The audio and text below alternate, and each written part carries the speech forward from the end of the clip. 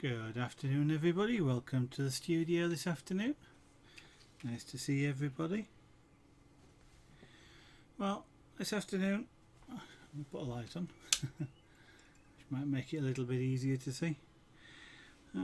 We did this dark green grass here in the shade. Unfortunately, it's not quite as dense as I wanted it to be.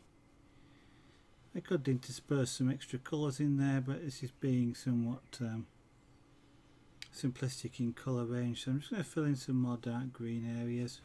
Basically just go over it again.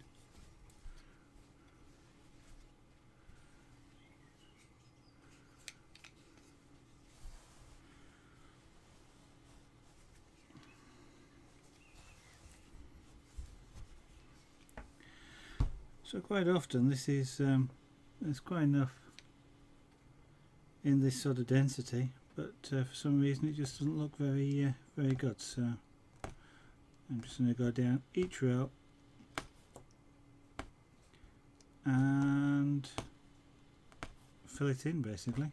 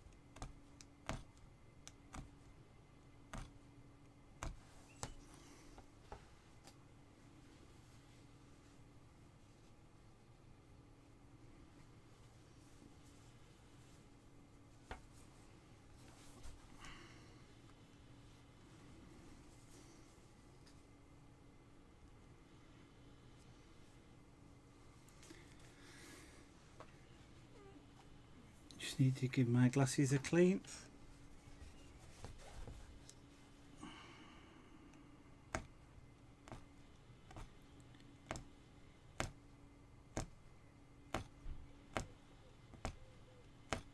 I think probably whilst this distance apart of these rows is perfectly okay normally, I think probably what I've done is just space the individual loops apart too much.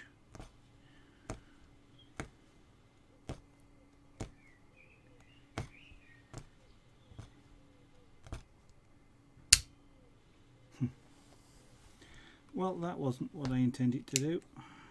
1, 2, 3.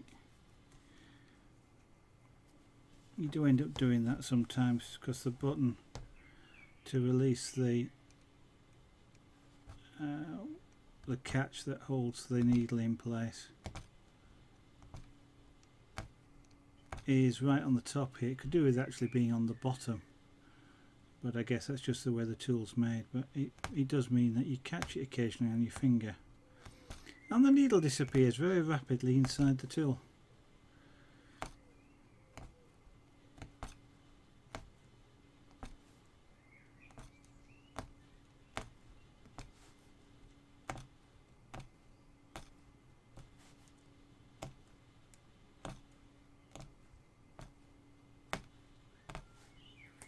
Amaleth, good afternoon, good evening, or whatever time it is.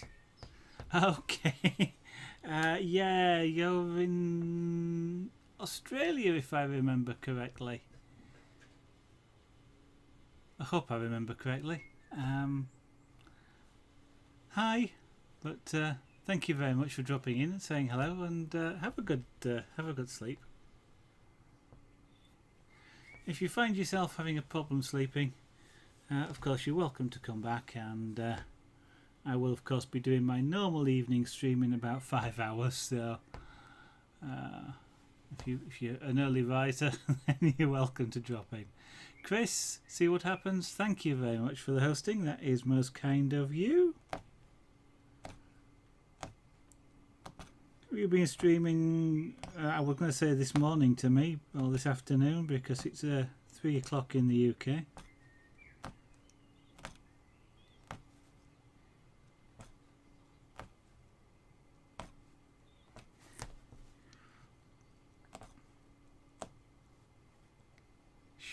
Okay.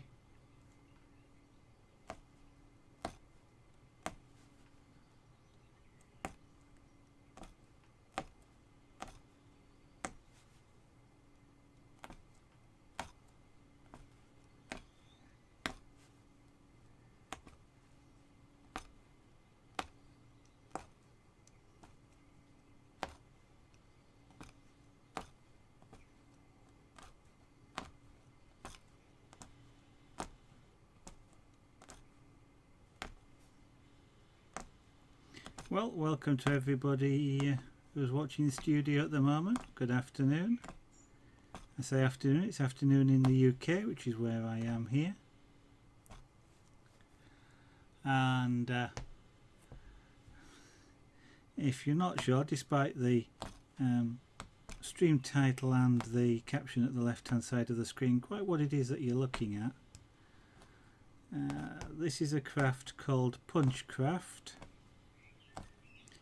What I'm doing is punching thread through this material. I'm using a relatively sharp needle to do that. It's a bit like a hypodermic needle in that the thread goes down the centre and then comes out the side. And what it's doing is every time I push this needle through the material, it creates a loop of thread on the other side.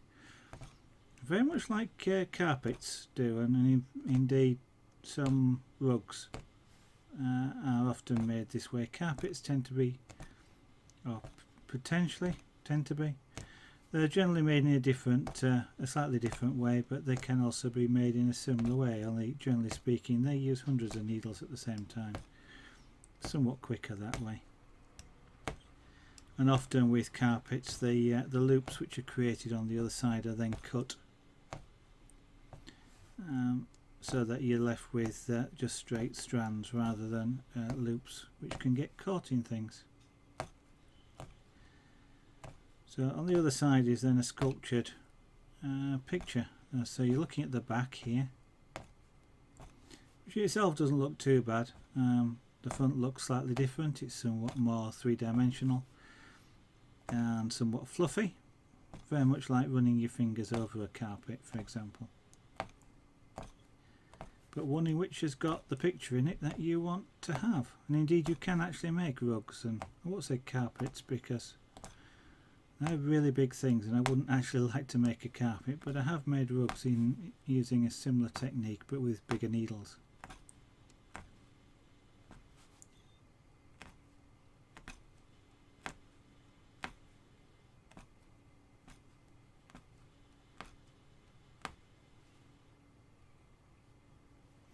Yeah, a good stream. Yesterday was a really odd sort of day, Chris. I ended up, I don't know, at one point with about 40 odd people watching, and they're just people that had just dropped in. It wasn't a, well, at least I don't believe it was a raid. It was a silent one if there was.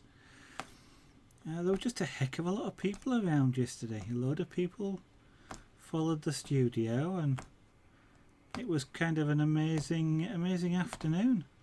And the evening kind of carried on the same as well. That's UK time, of course. How's the Mega Man going? I haven't. I saw you streaming yesterday, but I didn't actually get a chance to drop in and see how far it was going.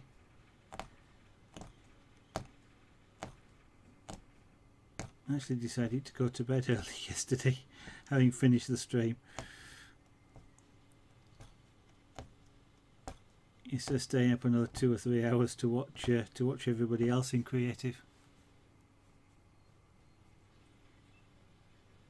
Oh, is that what happened? Ah, hey William, good afternoon. Welcome to the studio. Hey, that's good. It is just a case of persevering.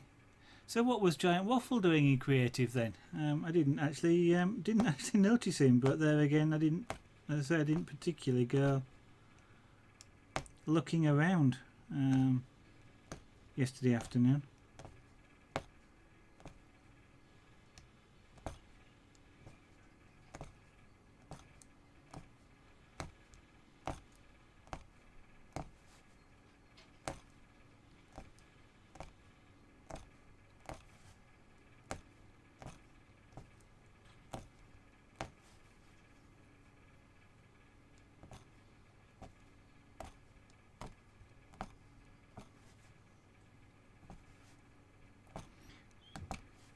And whatever he was doing, can he be persuaded to do it more often? I think as well.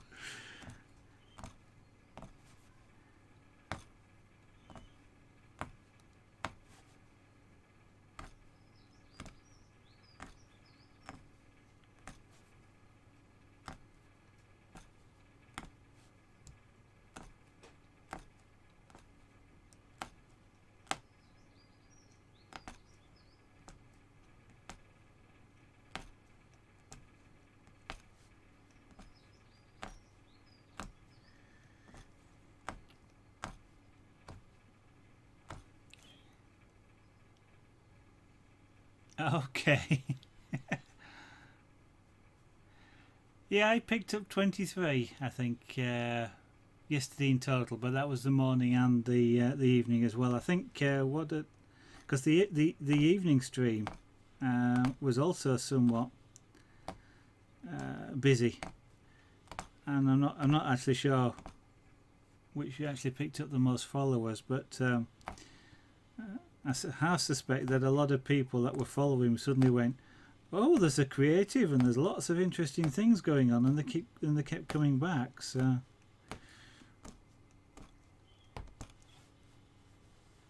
yeah,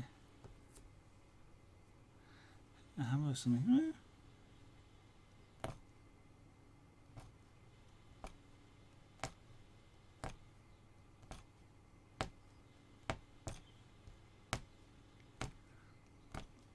I know at one point for about, I don't know, it's about 10 minutes or so, I basically couldn't, because you know I have the follower notification pops up on screen right across the middle, and for about 10 minutes there was nothing but pop-ups. It was quite fun actually, but not a lot of carving or Punchcraft got done during the time that they were popping up. Of course, you couldn't really see it.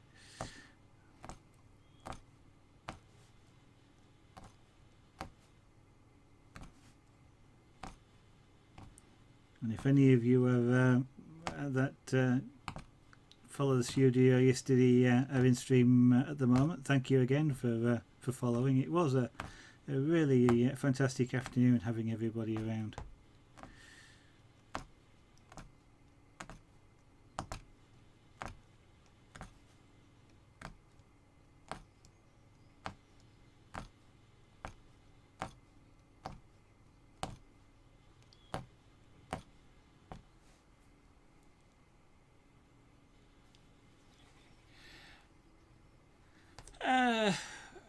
William, it's interesting because I kind of get that way myself in a way. If I can't, I quite often have lots of ideas, I just don't know how to do them, and therefore I don't start. But one thing streaming has done is it's meant I've had to find an idea, or at least take an idea and do it anyway. Maybe it's like the carving I'm doing at the moment with the dragon. It was, well, I've got to start carving something. What might I want to do? And the dragon is one of the things. And well, It may or may not be the perfect thing, but I'm going to do it anyway. Otherwise I've nothing to stream. And that was it's kind of what I found happening. So maybe it's a case of just getting on with it, and then you find your creativity comes. I often find that actually with other things, like when I'm programming or writing a document for work, I often find that if I have a problem trying to get started on it, the closer I get to the deadline, the more creative I become, shall we say. Actually, I've got to do it, therefore I get on and do it at that point.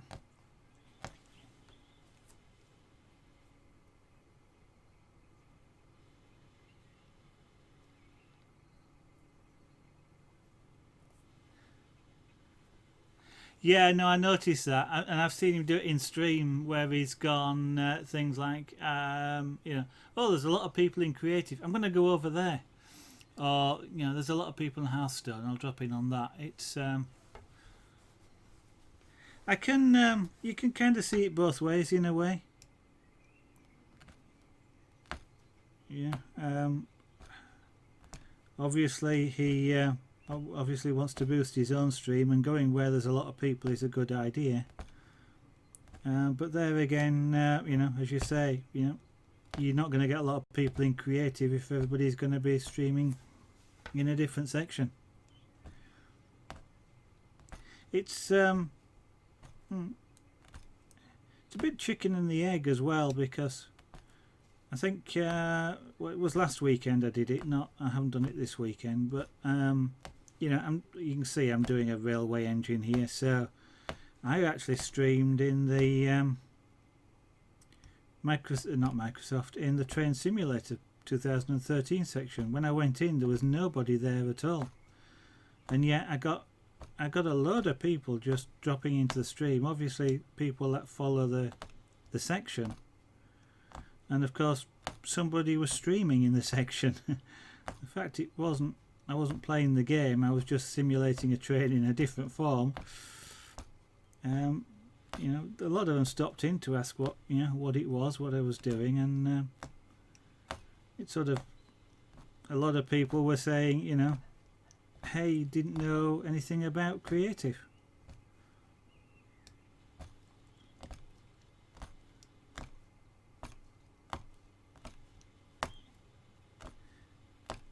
Again, does he actually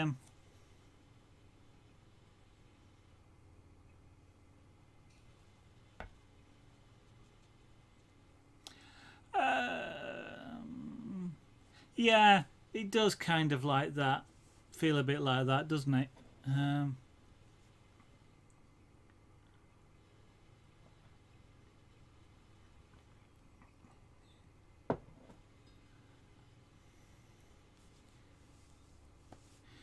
It does kind of feel a bit like that. I agree, Chris. It's the switch in the middle.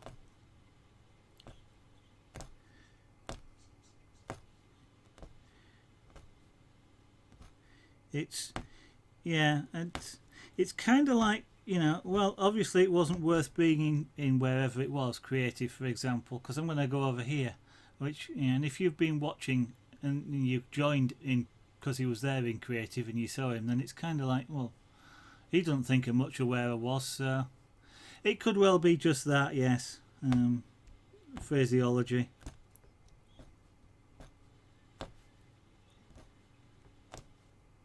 I mean, it would be fairly simple to sort of like say, let's see if we can get a few more people interested in creative by doing X and Y or something, but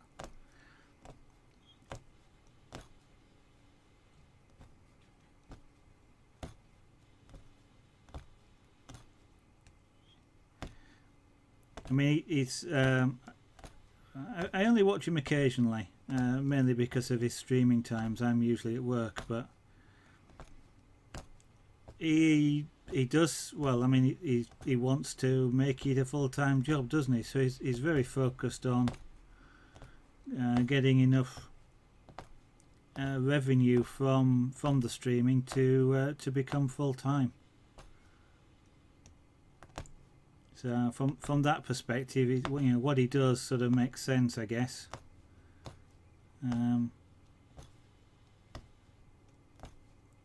But it does, as you say, it does feel a bit clinical at times.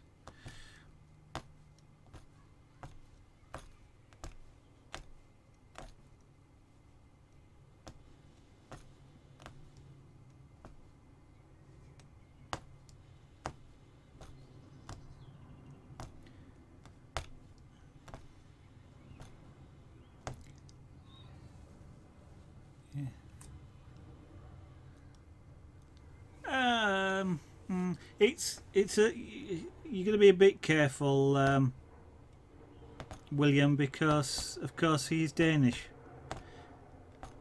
He's not English or American for that matter. So there is, and and therefore, for a start, he's not speaking his natural language. He's speaking a second language, which, despite the fact that most Danes are extremely good at English. You might even say they're better than me at times. There is always sort of a slight difference in phraseology between them and the way you speak yourself. So you do have to be a little bit careful. I kind of understand what you mean, but just be a little bit careful about that. It's really easy because of the fact they just speak English so well. To forget that there are some culture differences.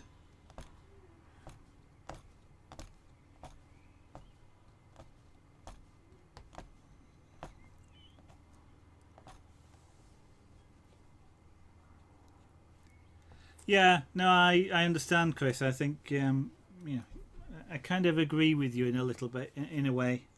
It's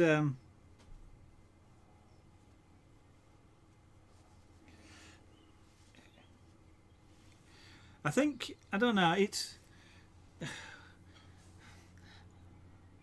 isn't quite the way I want to put it, but it's kind of like, you stream, I stream 3 streams, for example, and William probably as well. You're doing it because you enjoy doing it, and you like interacting with the people, and it would be nice if you were a Twitch partner and you've got enough revenue from it to be able to do what you like doing as a full-time job. Whether it's on Twitch or whatever, it's always nice to do what you like as a full-time job. And where we sort of come at it from the point of view of, hey, it's fun, but if we could turn it into a job, that'd be nice as well.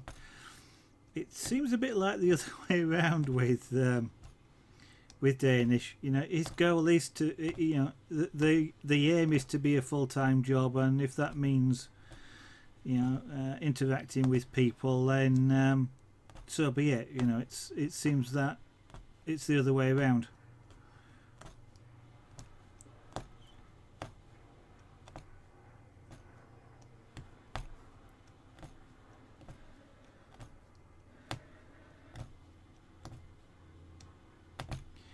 Mind you, wouldn't life be boring if everybody was the same?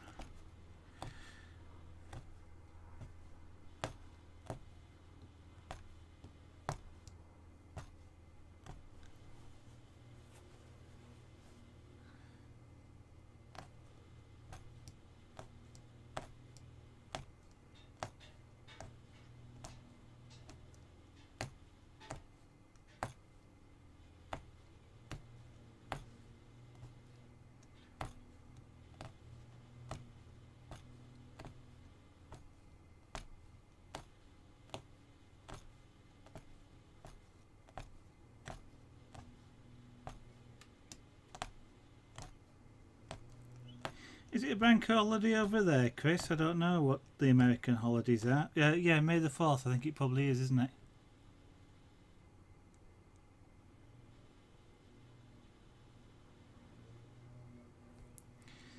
it? Interesting thought, Chris. Sorry, William. I understand, you know, that. What I might say is try it one day. You know, you feel like you don't really want, you're not that bothered about doing it. As you say, you don't quite have the drive. Try it because, for example, a number of nights I've gone, you know, I'm feeling tired. I don't really feel like streaming. You know, I might just do a little bit of art, but I don't really feel like streaming it.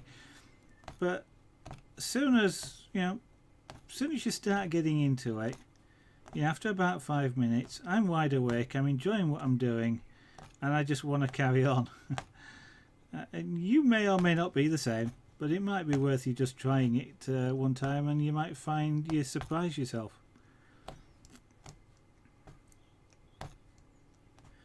You know, as I've mentioned a few times, that, you know, I've done more art in about the past 4 weeks now than I've done in the last 3 years, just because streaming actually means go on with it. And I kind of also do think that people like to kind of expect to see you on a reasonably regular basis as well, whatever that basis is. But you know, they develop an expectation to see you at a particular time or a particular day, and that's what kind of gets people to want to come back. I know, for example, on YouTube, I have a habit that you know, periodically I go through my list of people I follow on YouTube, and I'll go, well, they're not output any videos for a long time. I'm going to tidy up my list. You know, it's been 6 months since they last did a video. I won't bother following them anymore. I mean, in some ways it's a bit silly because you know, I won't know if they do put a video out then, but it just keeps the list nice and tidy and doesn't make me feel like I'm trying to follow 1,000 people.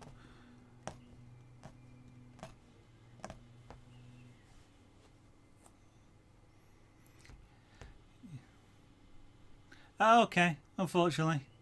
Well, I mean, you know, the Homer Star was "May the 4th be with you." You might have thought that they'd have one. Ah, dear. Bubbles the Monkey, good afternoon. Yeah, I don't check, Chris. Partly because I haven't bothered to get a client for the a client that will show it. I'll go as far as that. My brain's not working that well this afternoon. I've got a little bit of a headache actually. I'm hoping it's going to go away. I've taken some tablets, so.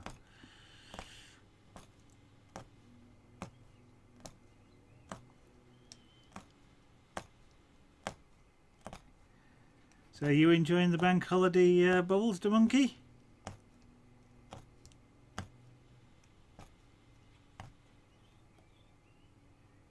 It must be early morning for you then, Chris. Just thinking about it, you're what, either 5 or 7 hours behind, so depending on, I'm not quite sure where you are. Well, I'm not a case of I'm not sure, I don't actually know where you are other than over in the States.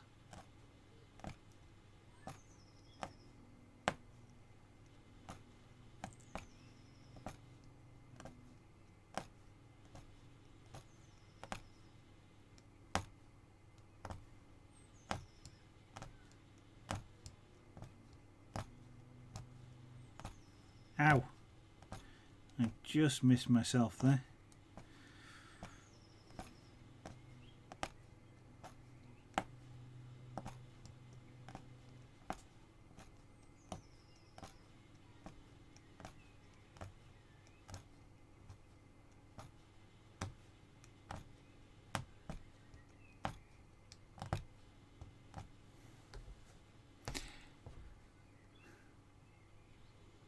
Uh, 10 AM.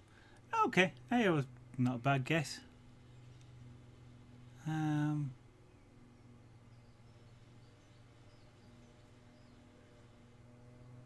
Okay, well, yeah, I mean, different things work for different people, you know. It's there's there's no hard and fast rules either way.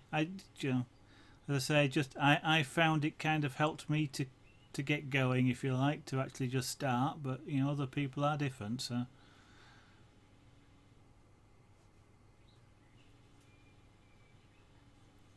Yeah, I do.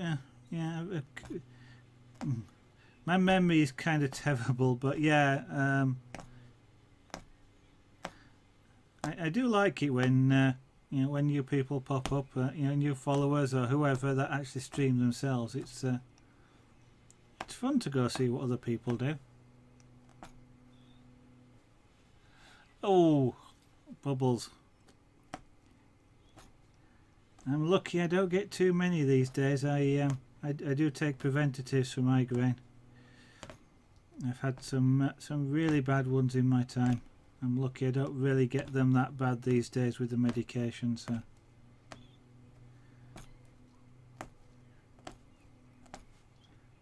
To the point where I can now just not take normal over-the-counter migraine relievers when I get one. And with kids around as well with the migraine. Whoa, that's painful. Mind you, that's assuming I am assuming that you had the sort of common migraine where you know you get the headache and what have you. Of course, that's the weird thing with migraines. You can feel sick on your, you know, no pain. You can just feel sick. You can just have funny visual disturbances and all sorts of things with migraines.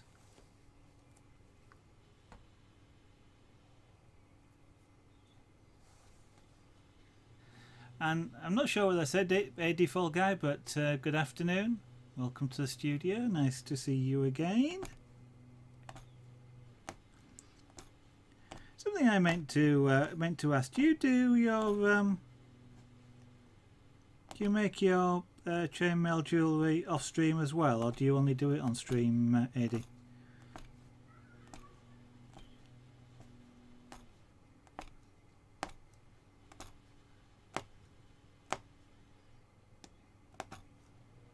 Because I kind of got the impression that you probably managed to sell quite a bit of it, and you know, through the local store and what have you. And I've only ever seen you make, you know, when I've watched you in a particular stream, I've only ever seen you make one or two pieces. I think at a time. I know you may well have done more, but I don't watch every stream. And yeah, Chris is right, William. It is pushing that button is the hardest bit.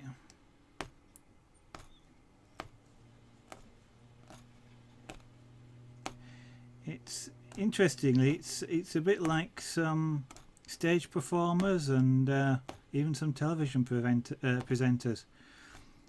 The hardest bit for a stage performer usually is stepping on the stage. Once they're on the stage, they're off.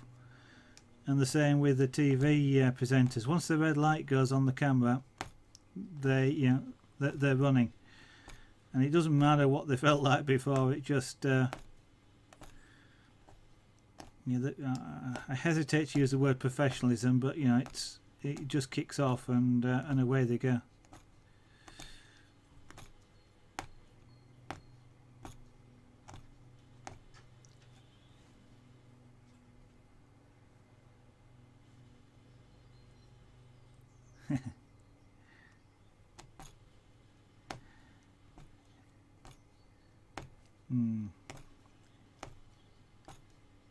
School is important, William, but don't forget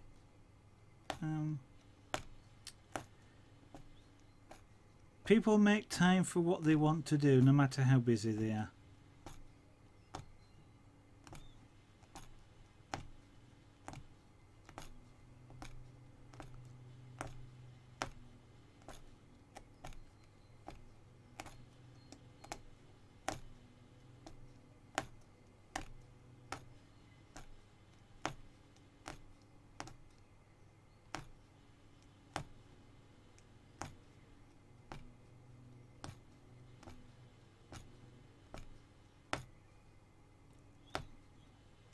It's a bit like the old joke to do with hotels. A fellow walks into a hotel and asks for a room, and they said, "No, sorry, we don't have any rooms available at all, sir." And the fellow goes, "Well, if the Prince of Wales walked in, would you find him a room?" And they go, "Yes, of course, sir." Well, and the fellow goes, "Well, he's not here, so I'll have his."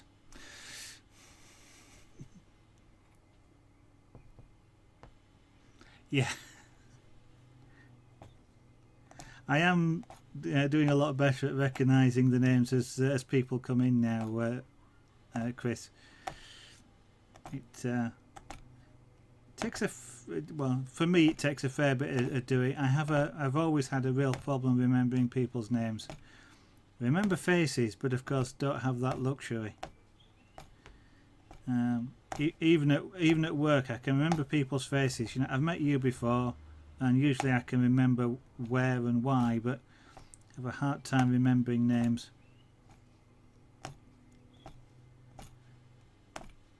Seeing them written down in chat actually helps a bit because it's more of because I think I've probably got more of a visual memory, and of course I can see the names, and that tends to help.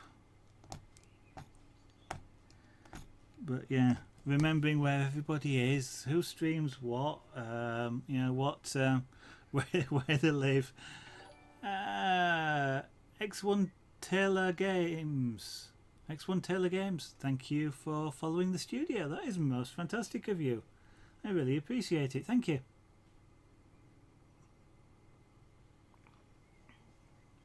Yeah, it is.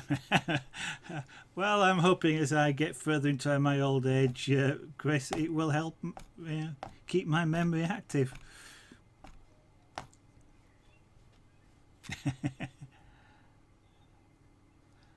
Okay, well, good luck with the test, William.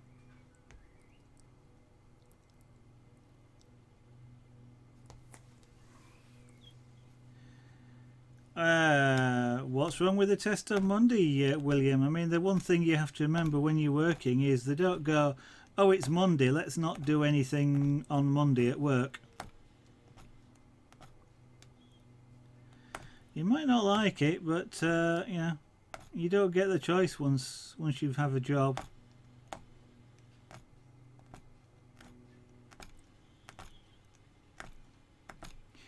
You just have to learn how to learn. That doesn't sound daft, but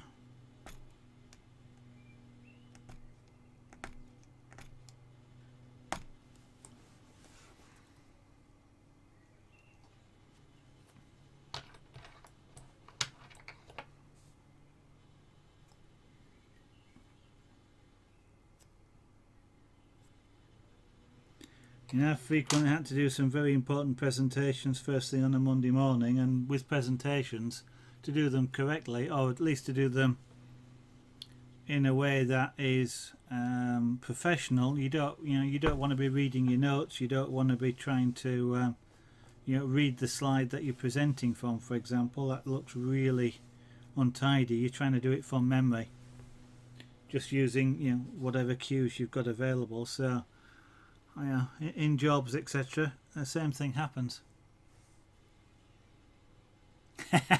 Yeah, you got to remember your own conversation, haven't you, Chris? Oh dear, that has been the fun thing sometimes.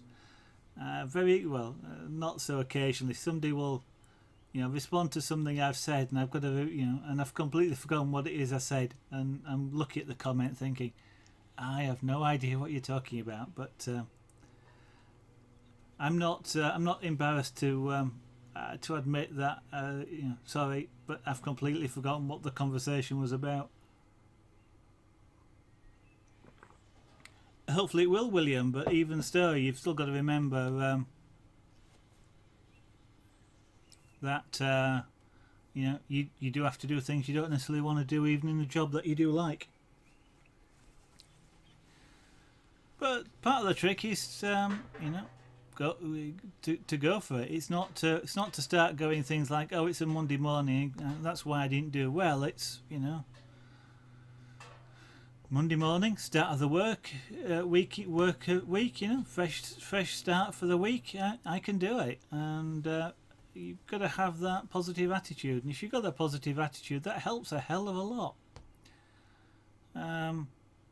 Because a lot of, especially if you're going for a job, a lot of interviewers can sense somebody looking for an excuse why they might not be able to.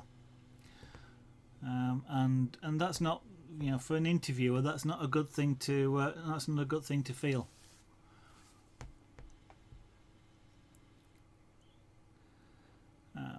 But then again, in any job that you do, there's always something to learn, which is a good thing.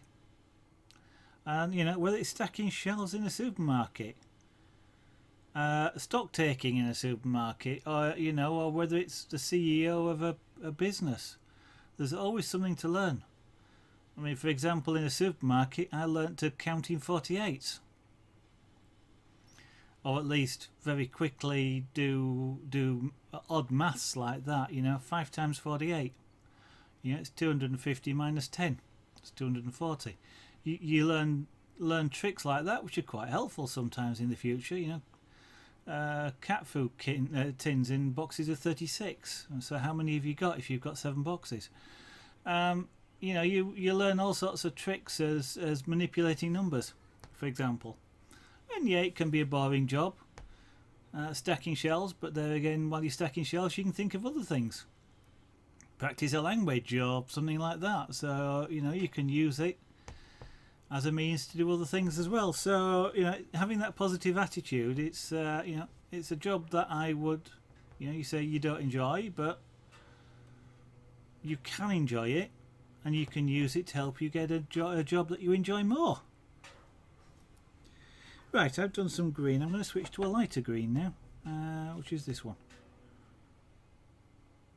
And I may intersperse some as you know, some of these other colours down around the outside here as well. Just a few sort of patches of these, I think. So I shall change colour.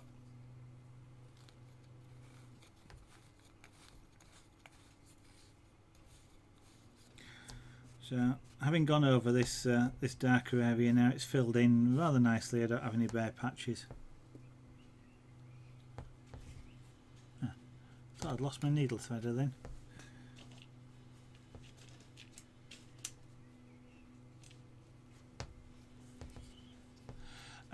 No, I don't. I've got 3 cats though, Bubbles.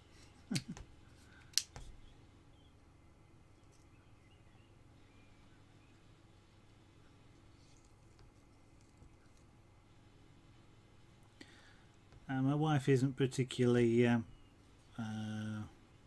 interested in children, but it doesn't bother me either way.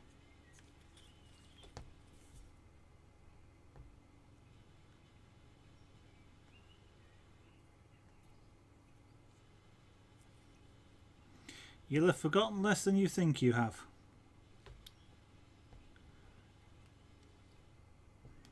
One thing that might be worth you looking at, William, is there are different ways that people learn things.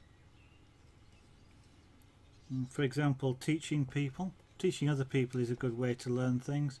Some people learn things just by reading through notes, just to remind themselves what it is, you know, that they've done or learned.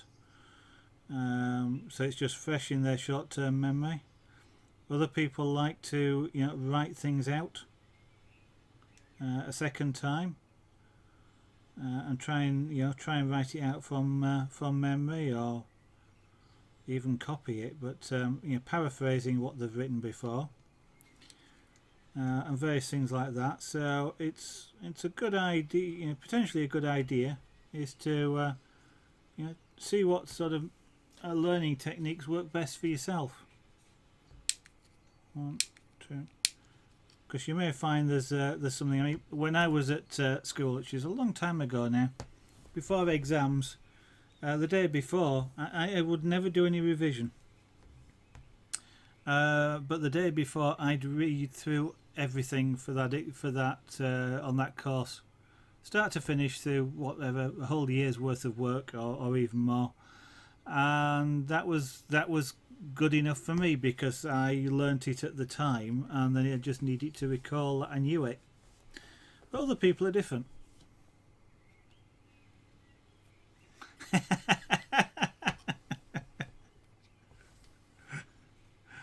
Does that mean you look after me when I'm an older man?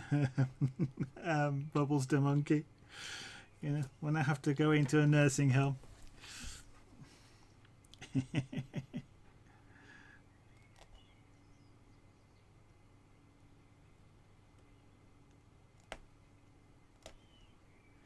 What on earth makes you want to adopt me in that way?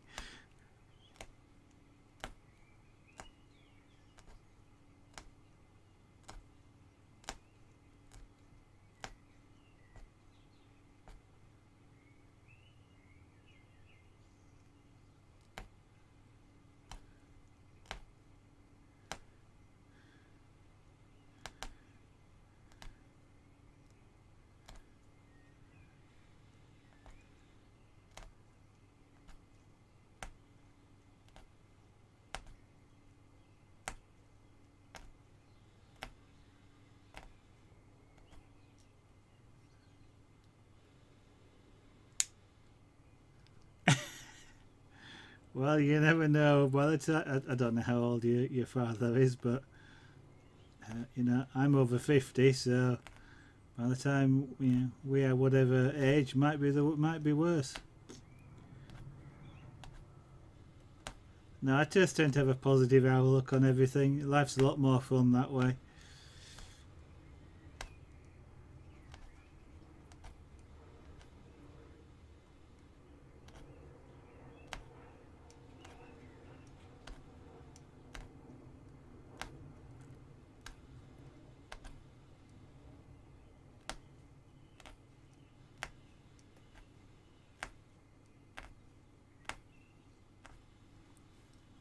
That's on setting 2, so setting 3. I'm just sculpting the outside edge of this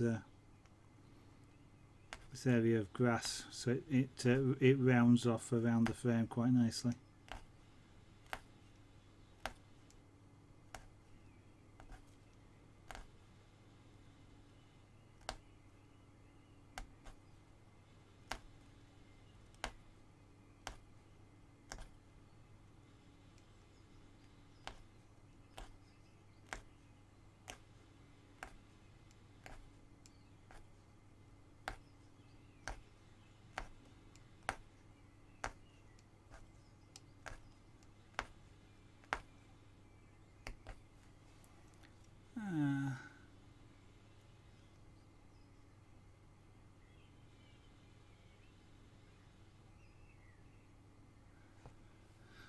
Yeah, that's another way of learning as well, William. You're testing yourself in that way.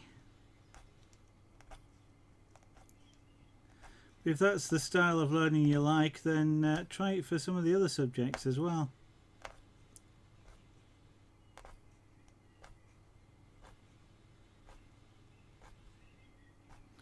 Right. Let me pick a random sort of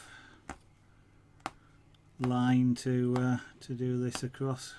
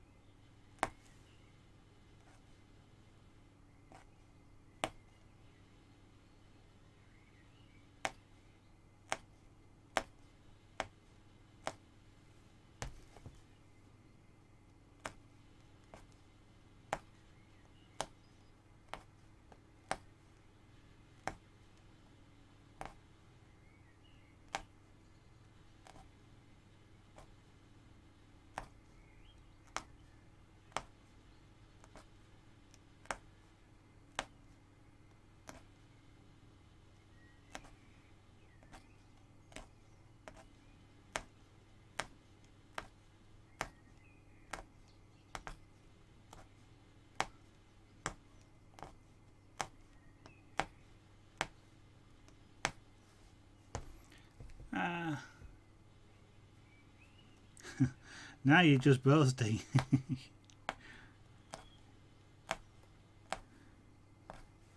Maths was the one that I actually had least problems with.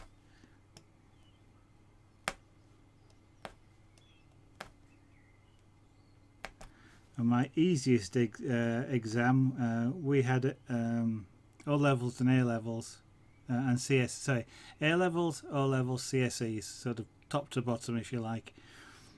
A levels being sort of the most advanced. And my easiest exam was an O level in technical drawing, geometric and technical drawing, and that was an O level I got without actually even taking the exam,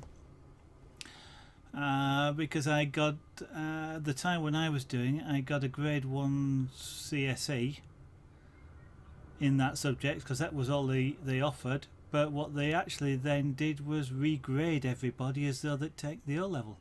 So I got a grade B in O level for not actually taking an exam.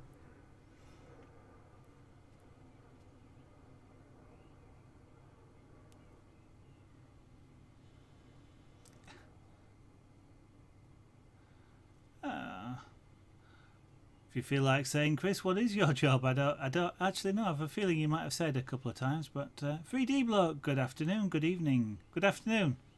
Yep, it's still afternoon.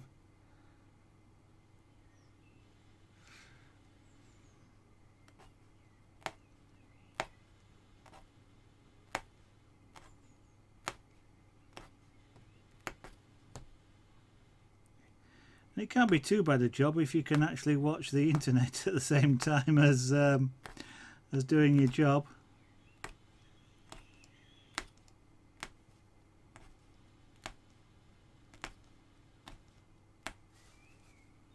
Oh yes, of course. You to do with fibre planning, isn't it? Yeah. Yeah, I've done cable planning, and there weren't such things as fibres when I did that sort of job.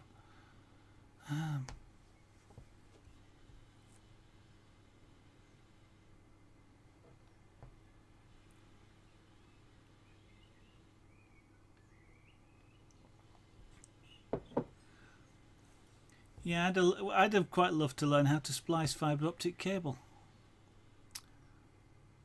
That always looked fun when it first started coming out, and they actually had to use basically arc welding on glass fibre. Yeah, wiring's fun, except when you're going to go crawling under floors.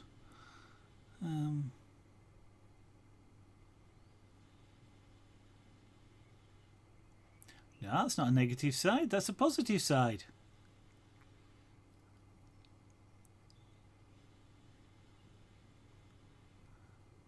The better you do this year, the more choices you get.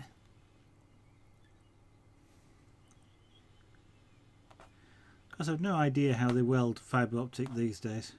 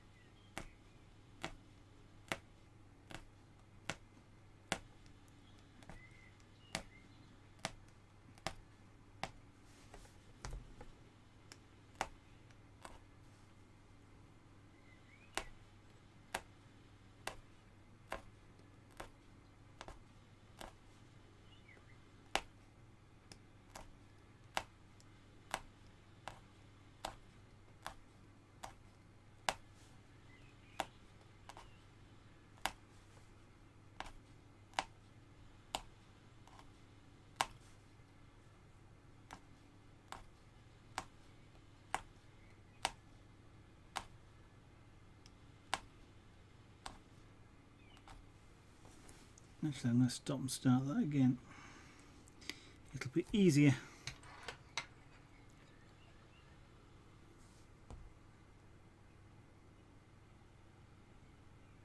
Yeah.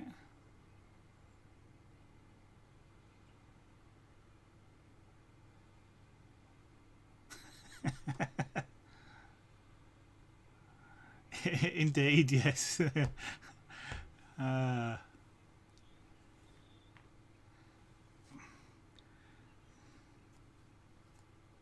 There are such things as headphones, yes.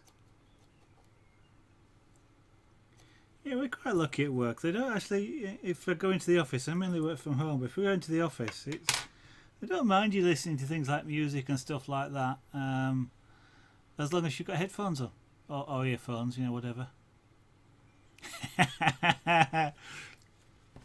Yeah, it just jumped off the table and just, yeah, maybe there was a big magnet outside or something. Yeah.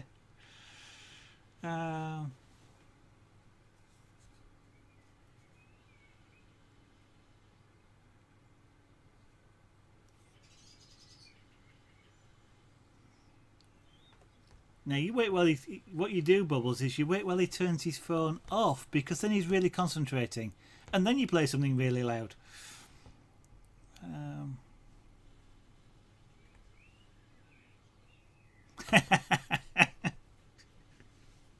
You mean I'm getting too loud, Chris?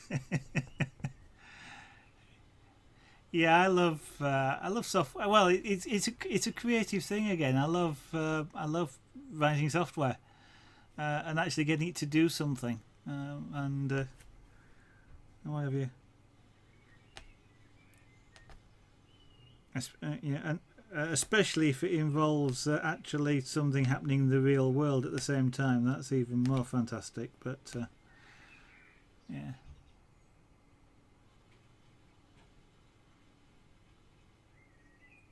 Oh, is that what you get up to in your working life, Bubbles the Monkey? Software installations?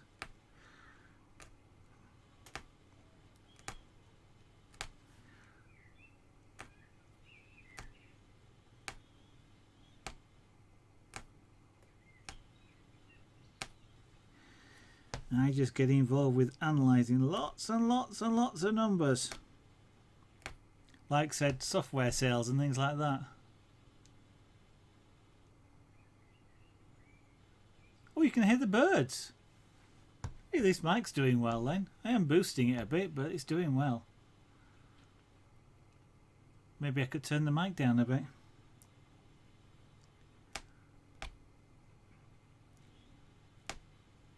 Trouble is, I have a tendency to start talking really quietly sometimes, which makes it awkward on the mics.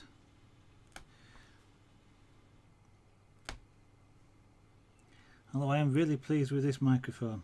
It's doing absolutely fantastic, and I'm enjoying using it.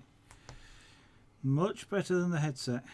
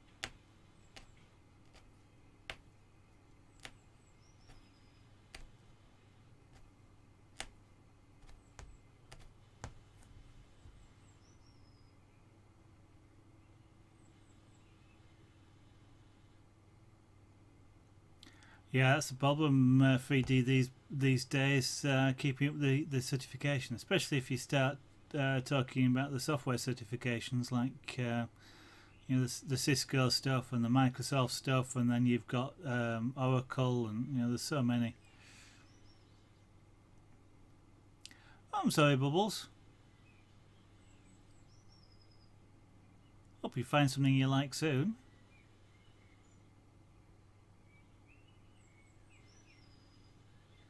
Don't rely on that, William. Hey, William. Go out and get yourself a job first.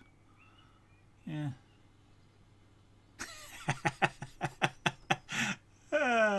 Happy little accidents, happy little clouds. Yeah. And these mountain sites. Yeah.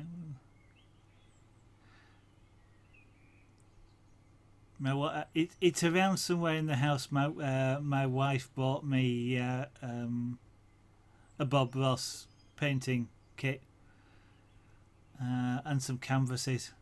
I'm looking forward to when I get the new studio. I'll be able to actually get those out and, well, try some oil painting, I guess, but using the Bob Ross method.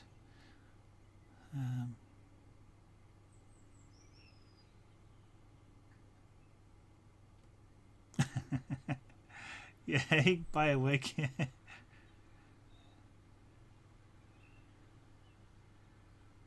Well, at least it keeps you fit, Bubbles the Monkey. You know, talking to our Celes. Thank you very much for following the studio. That's most kind of you. I really appreciate it. Thank you.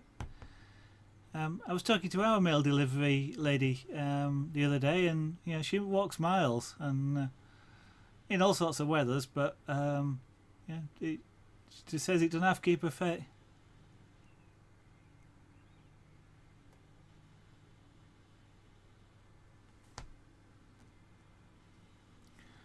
Oh,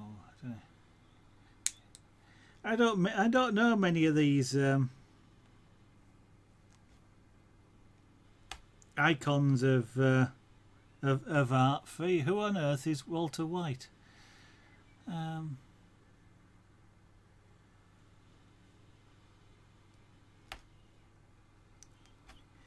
William, be careful. That's not your idea of what they do, but others as well. It's really easy to say, you know, they don't know. Somebody doesn't know what they're talking about or whatever.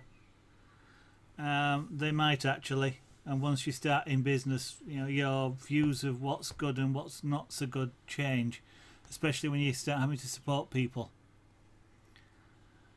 So you know, I've seen quite a few people that go, oh, you know, you don't want to put that in. You want to put this latest cutting edge thing in it, but then you have to spend hours and hours and hours installing drivers and keep updating drivers and things like that. And for a shop, you know, for example, they put in a 6-month-old video card and they don't have all the support problems. So you might think differently if you start doing it yourself. Is it? Oh, okay. I don't watch television, Bubbles the Monkey. Oh, he's you trying to tell us, Free, that you're going to start and grow a goatee?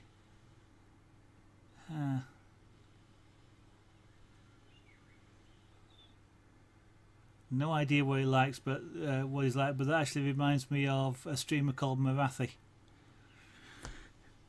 who streams all sorts of things these days, but used to do a lot of Minecraft. The one that licks eyeballs.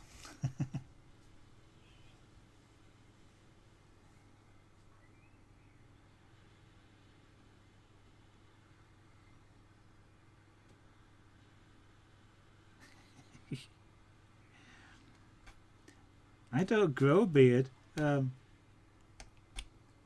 It just doesn't grow on me.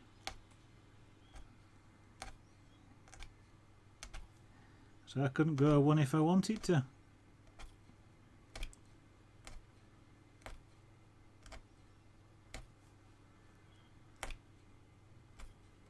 Now, there's nothing wrong with lurking, Celes. I don't mind you doing that at all, but thank you very much for following me.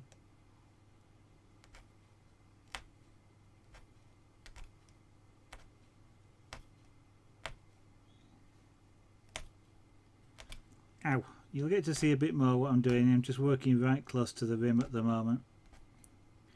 It'll be a bit easier to see on camera in a short while when I move further out from the rim.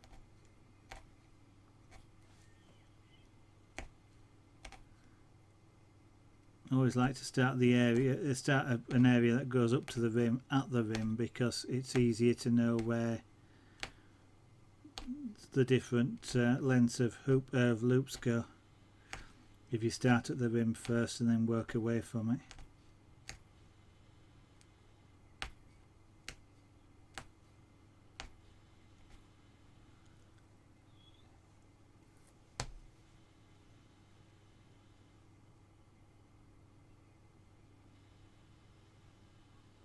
Oh, okay.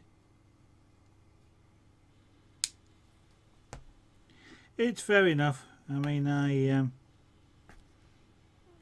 we've got places like PC World, and used to have like Dixon's and Comet and Curry's in the UK, and it kind of always annoyed me that whenever I went into those shops, I always knew more than the person that was trying to sell me stuff. And often what they were what they were saying was, shall we say, not exactly accurate.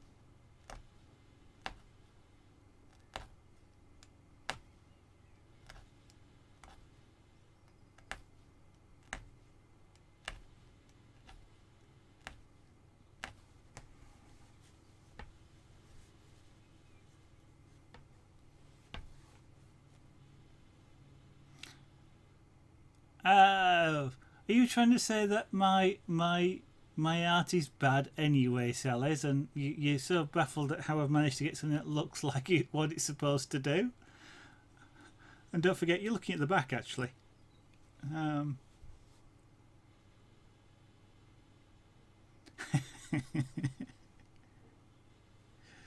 a bit like my ad tech support at work, internal tech support. It's outsourced, and first line support always, they always follow the script. They're not if you don't follow their script, they're not interested in helping you. And yeah, I've done computer support in my lifetime, and software support I've programmed, and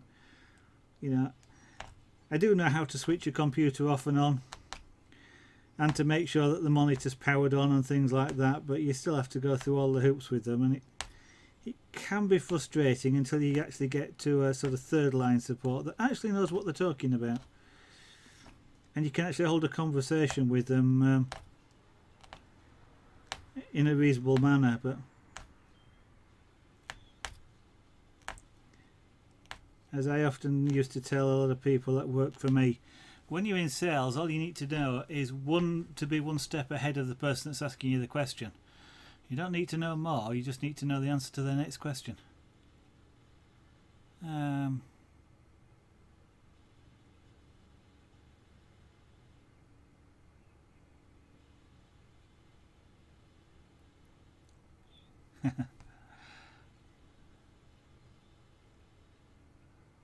Okay. Yeah, that's a bit annoying. I never have any luck with RAM. Actually, apart from this machine I'm currently using now, every machine I have got, I've built over the years, apart from my very, very first one, which only had a 1/4 K of RAM. But every PC compatible I've built for myself over the years, the memory has always been faulty, every single time. And the last time I had faulty memory, it would only show up after about 40 minutes in a closed case. So it was heat sensitive, and if you opened the case, it didn't do it. If you ran a hairdryer over the memory, it would fail. And I sent that back twice, each time telling them it's heat sensitive. You have to do this in a closed environment or use some sort of heat generator on it. And each time they come back and say, we've tested it twice. You know, we've tested it. It's run for 3 hours on a memory test. There's no problem. 10 minutes after putting it back in the case, it failed. And they kept charging me every bloody time for it. And so eventually it was just, it's not worth it. I'll just buy a new stick.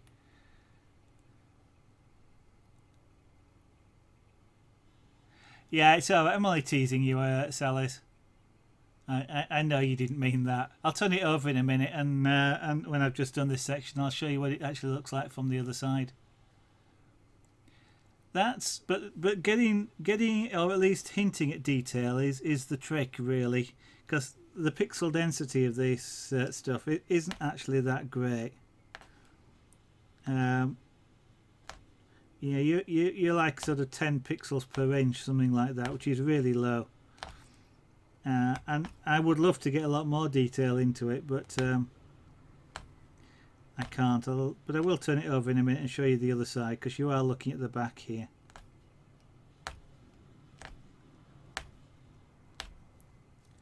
Yeah,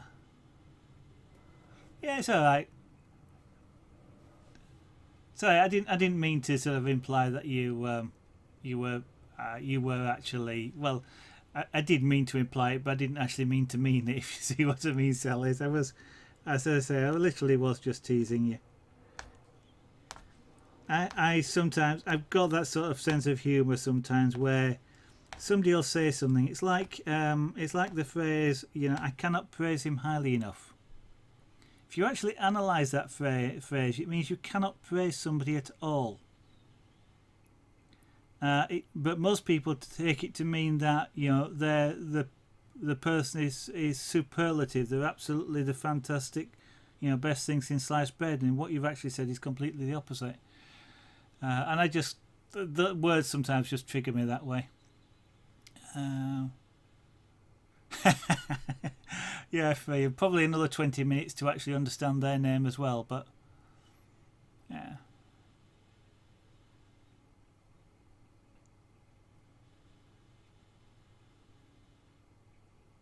That's unusual, Chris. To only have a maximum of 9 in use.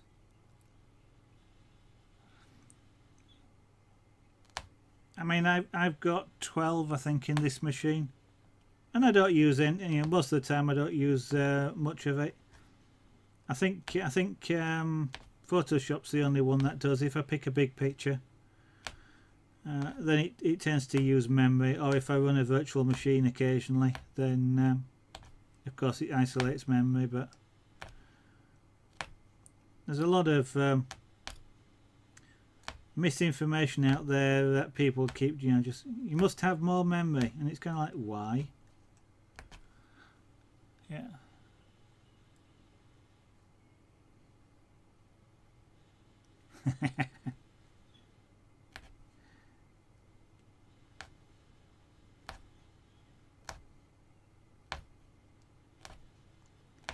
Yeah, I've seen that as well. I have a friend of mine that I can't remember what it was. Must have been something like an engine management unit, because it had a serial number on it, and he actually took a photograph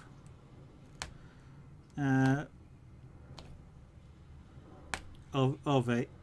I can't remember exactly why. He must have thought there was a fault with it or something like that, and the place he went to said that changed it. So he went out with a fella, looked at the serial number, and then showed him a photograph and said, well, if you've changed it, how come I've got a photograph of this exact unit? I can't actually remember the outcome of it. I just remember the photograph thing.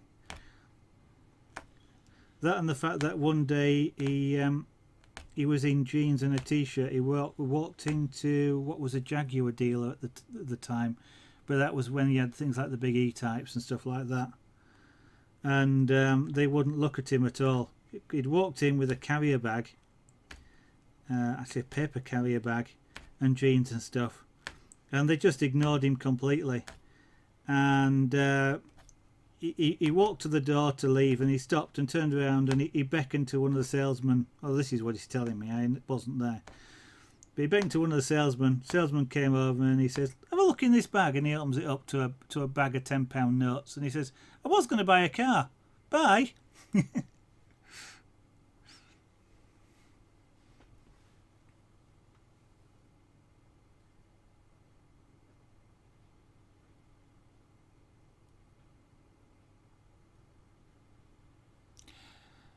Hey William, that kind of doesn't make sense.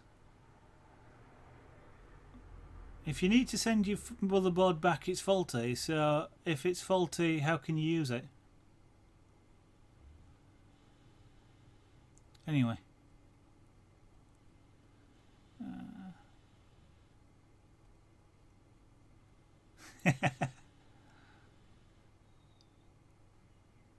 Okay. You've answered my question lower down.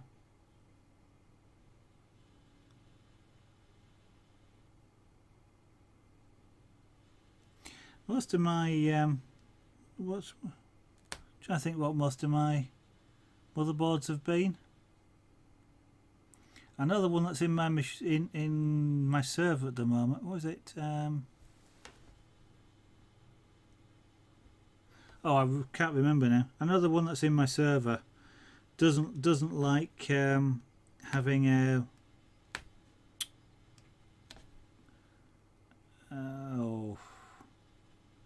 you know, it's a Monday afternoon.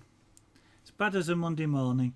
I cannot think of anything. It doesn't like having a RAID card in it, is what I was trying to say. Or the particular manufacturer's RAID card I've got.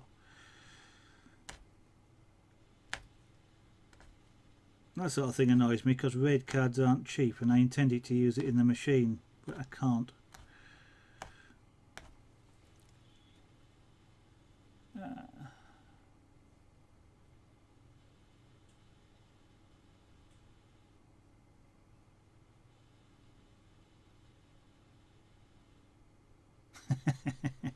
Yeah.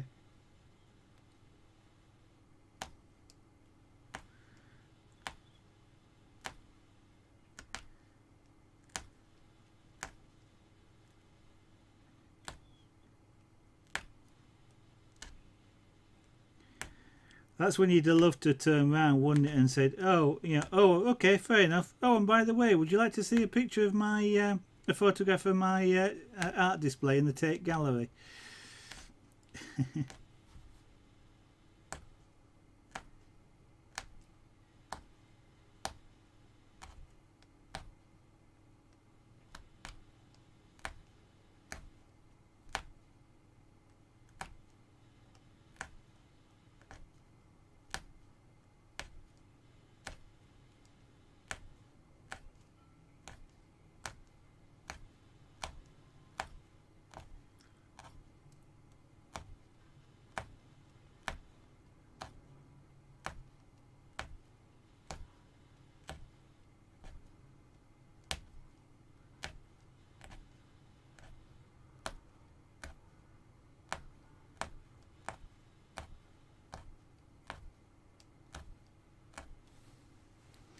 Right, I shall just turn this over. Cut the threads off first.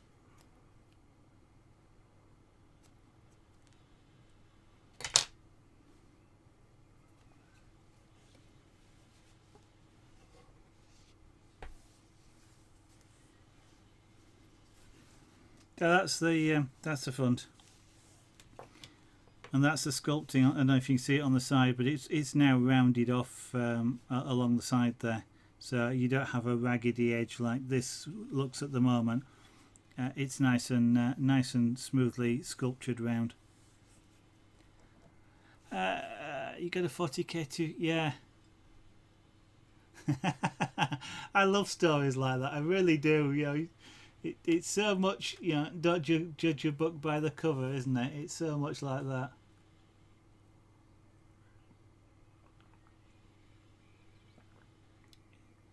Actually, it's probably so have I. Actually, I may even have an old 286 motherboard.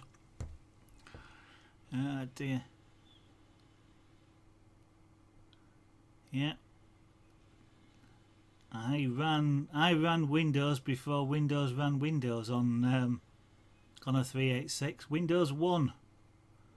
Everything was a tiled window, and that was before it would multitask. And then I've forgotten what came after that, but the multitask version. So 386 with a coprocessor as well. I even managed the coprocessor. And that was the one and only time I actually took the board to somewhere, because the board, well, something went faulty, shall we say. I had no idea at that time how to even test one, and the problem was, 386s were expensive beasts, so you couldn't just unplug it and plug another one in, so you didn't, it wasn't like you had two machines or anything back then. I eventually, what did I upgrade to? What came after the 386? Can't remember. I think it was the cartridge thing.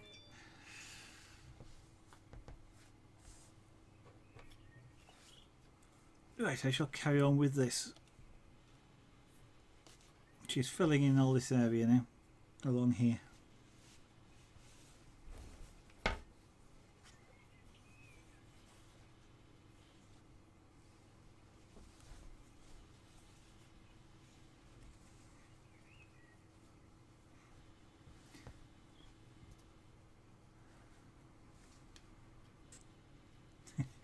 You always need a new graphics card, William. Graphics cards are obsolete when they come out. Motherboards aren't so bad, but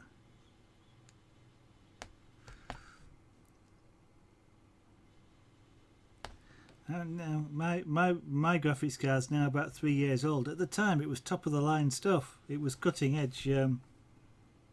And I can't actually remember what series it is, but it was cutting edge at the time, and now these days, even some of the simpler programs won't run on it, some of the simpler games.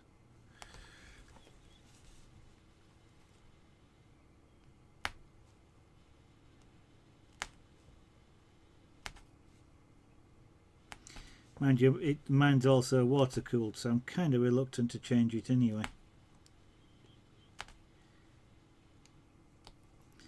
By the time you've added a water cooling block to it,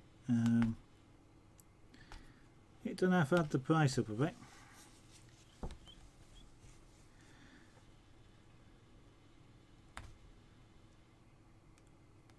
Because unfortunately, graphics cards are not necessarily known for their quiet operation, and the machine I had before the one I've got now had a lot of case fans. And it really was noisy. It was actually a relief at the end of the evening to switch the machine off when all the fans died. And I kind of vowed at that time the next machine was going to be water cooled, just because it was easier to make them silent. And this one I can't hear at all unless it occasionally beeps at me because of the sensor thinks there's no water flow.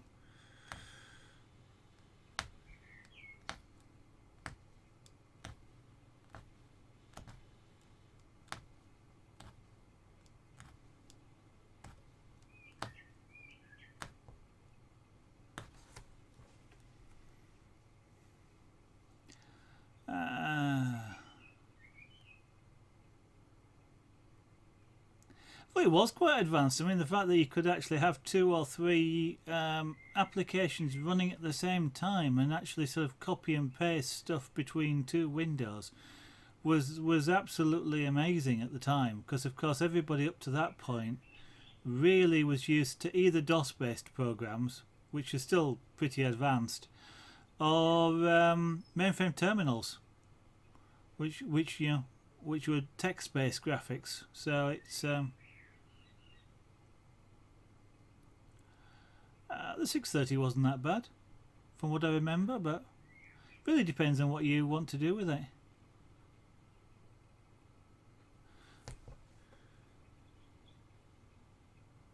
There's an awful lot of hype about getting the latest video card and things like that.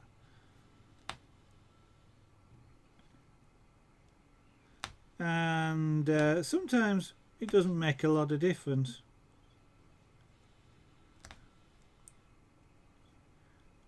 I know everything that I want to run at the moment I can run at a fairly decent rate. I mean, I don't run any of the real fancy applications in terms of games, you know, latest World of Warcraft or anything like that at ultra high res. Well, I don't play the game at all, but you know, ultra high resolution or stuff like that.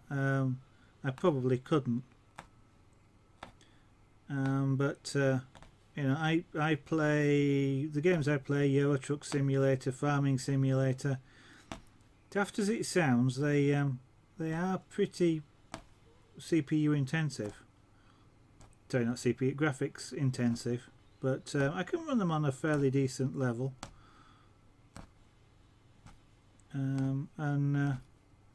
So at this moment in time, I have no particular need to upgrade. You know,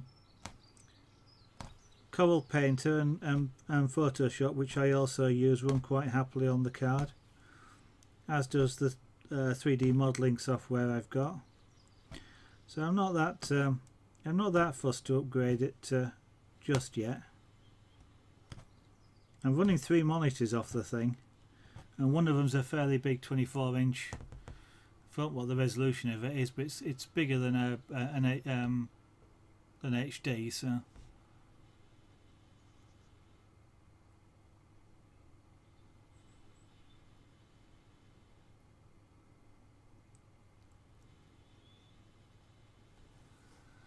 graphics cards are one that do tend to work better with lots of RAM, William.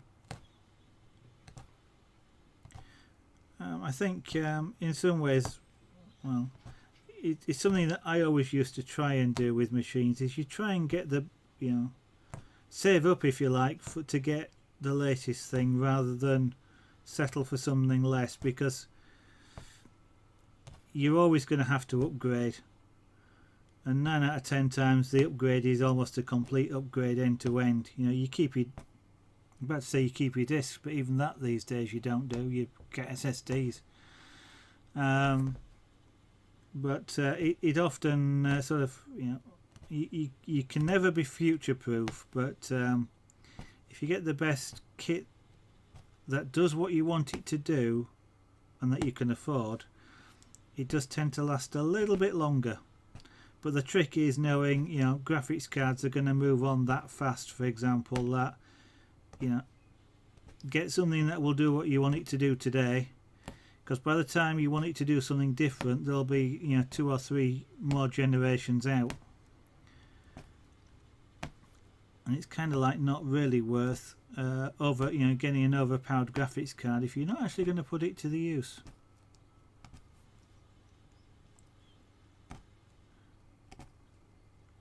One of the better, well, this is all my opinion, by the way, but one of the better things seems to be getting the better processors.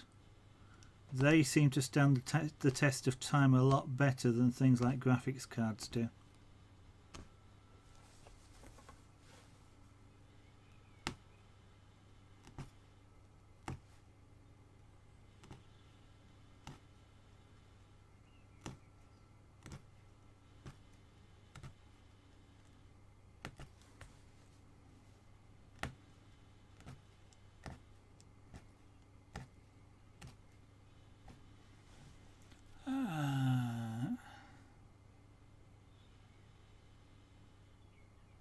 Actually, I think mine's a 5800 series. Radeon. Yeah, Radeon. I used to like the Radeon stuff.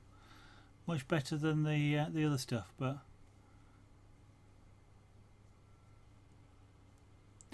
yeah, I don't know. I can't remember what the difference is between the 57 series and that's probably one of the top ones, isn't it? And the 58. I'm running 3 monitors on the 58. 2 HD and 1 higher than HD. And interestingly, I found out last night it would actually potentially run a 4th monitor, because I was reading up the OBS stuff and about how you can dual broadcast with OBS, and one of the things is to potentially to run a virtual monitor, which is your video card actually running a true monitor, but it's just not displaying it.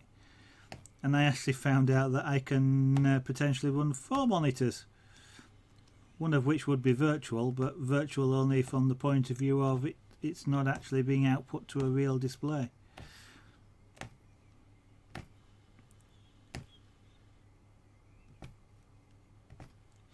The bit you'd probably notice it with 3, for example, is because I'm running, well, I think it's because I'm running the 3 monitors, I can't watch a 60 Hz YouTube broadcast.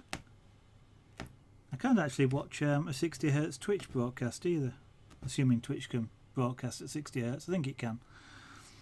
I know on YouTube I've actually got to switch down to a 720p in order to actually be able to watch a stream, which is real annoying because I can generally watch a 30 Hz 1080p without a problem.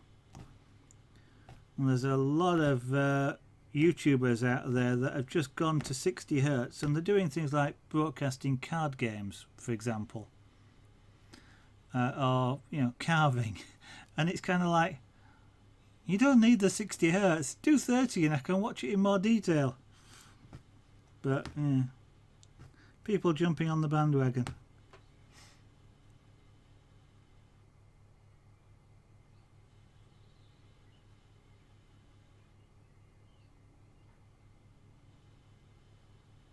Yeah, the i5s aren't too bad. I've got an i7 in mine, and I kind of wish... I've got a 2.4 gig, which I can actually overclock all the way to 4 gigs, but then the voltage gets a bit silly. But with the water cooling in it, it doesn't do too bad. In fact, I think if I go really silly on the voltage, I can hit 4.5 gigs on it. But keeping the voltage down, I can run 4 gigs.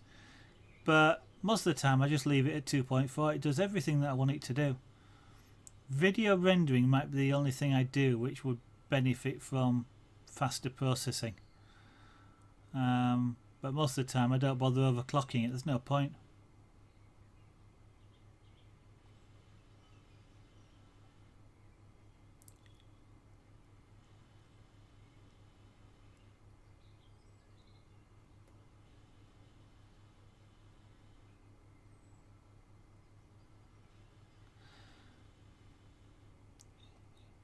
Yeah, I'm streaming the same, Chris, just to keep the bandwidth down so that people can actually watch it. Without the transcodes there, it's I could easily do 1080p, as you say, same as you. I've got sufficient bandwidth to do it, but I know a lot of people wouldn't be able to watch it.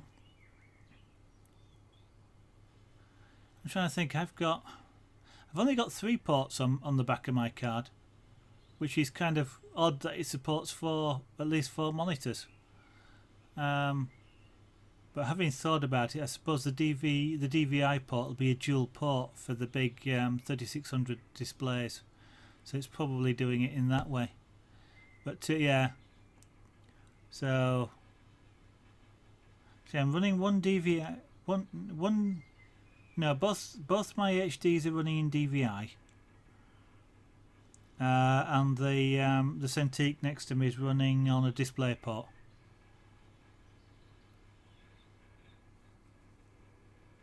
But it just surprised me, It's talking about. I thought there was going to be some sort of, when I was reading about it, I thought it was going to be some sort of, fancy driver for OBS for a virtual display, and it was kind of like, just go into your display settings, click detect, and it found an extra monitor. And all you do for Windows, all it needs to be done is sort of say, well, try and use it anyway, even though you can't see a monitor on the end of it. And yeah, it works. You've got an extra monitor that you can't see.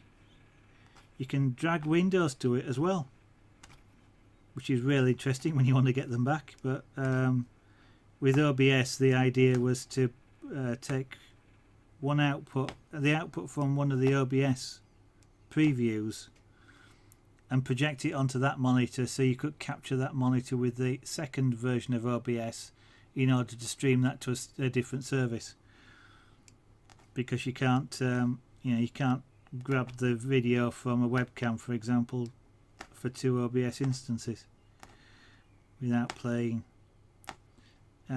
games with splitters and things.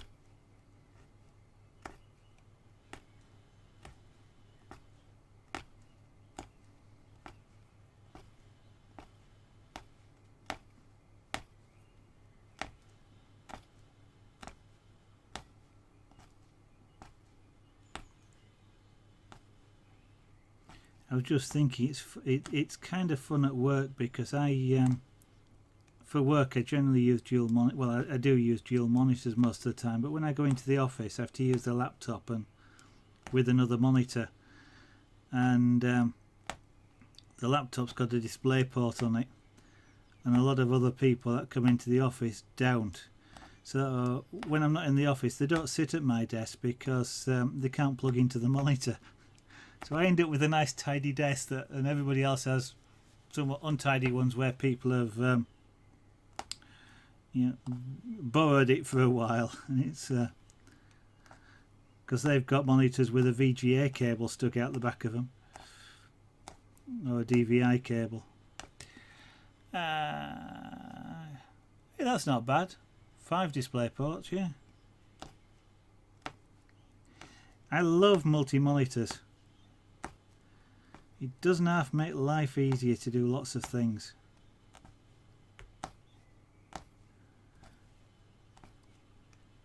I'd love to have a go when I got a bigger desk. But I'd love to have a go with things like Euro Truck Simulators, putting tilting the two outer monitors such that they can actually work like a widescreen monitor with Euro Truck Simulator, because that way you can more or less drive the truck like you would in real life, so to speak. Look sideways to see your mirrors and things. But for general stuff, having 2 monitors or more is absolutely fantastic. I find it great for painting, digital painting, because I can hold palettes on one screen and reference pictures on another whilst I'm working in my main monitor.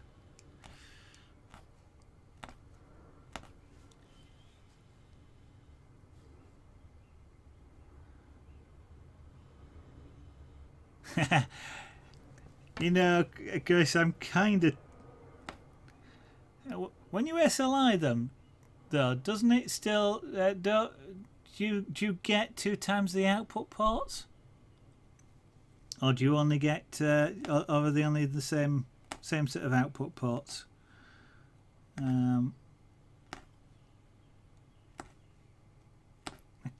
I kind of was under the impression that you didn't get any extra ports from SLI or the other version for the other card type. But I'm kind of tempted to take a couple of GTX 980s or that and SLI them, just for the sheer, run everything in Ultra and the card's ticking over because the game, doesn't really use it like anything at all.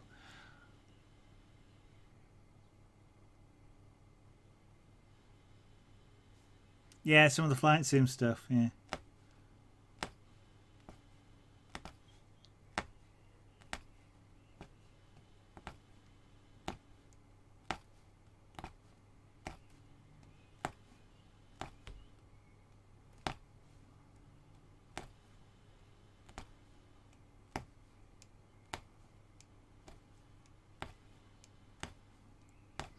I'm not sure I want to go that far as to create a complete cockpit in either Flight Simulator or Truck Simulator. I would kind of like to have a dashboard with switches on it, but just because I can never remember what all the keystrokes are. That, and I like physical computing, you know, where you actually push a button and something happens on the computer screen, or vice versa. I find that really fascinating stuff.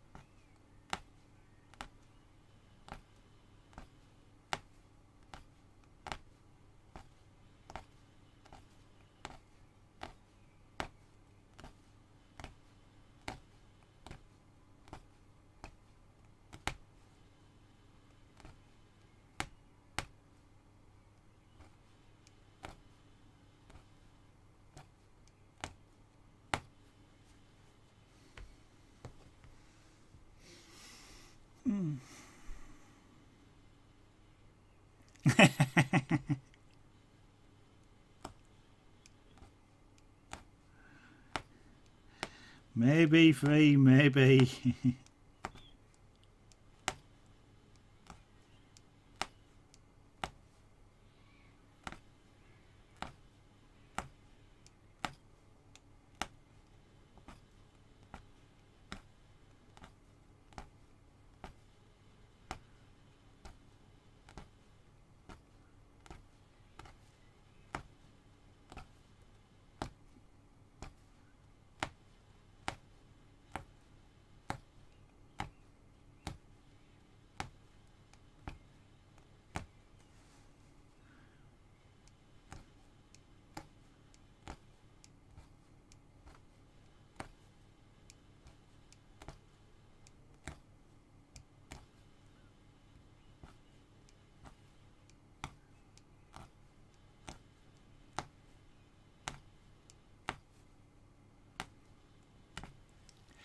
Mind you, I suppose it's better than a motorbike in bits on the lounge floor. So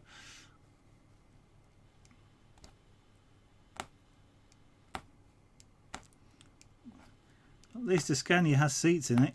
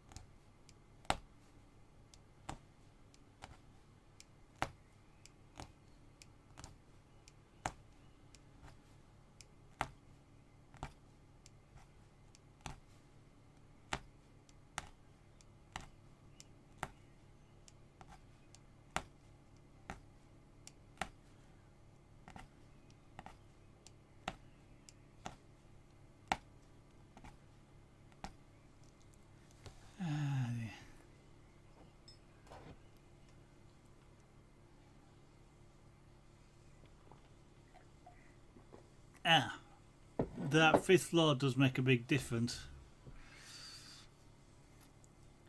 Mind you, at that point you've kind of got nowhere else to do it, really, have you? If you live in a flat, that kind of makes more sense than if you actually have a garage or something.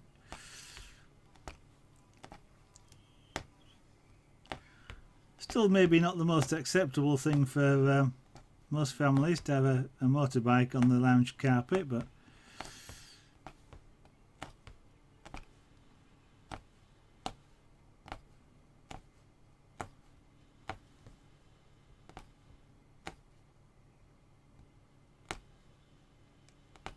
It's when you start using the best towels to mop up the oil, though, that's when it you get a real bad reputation.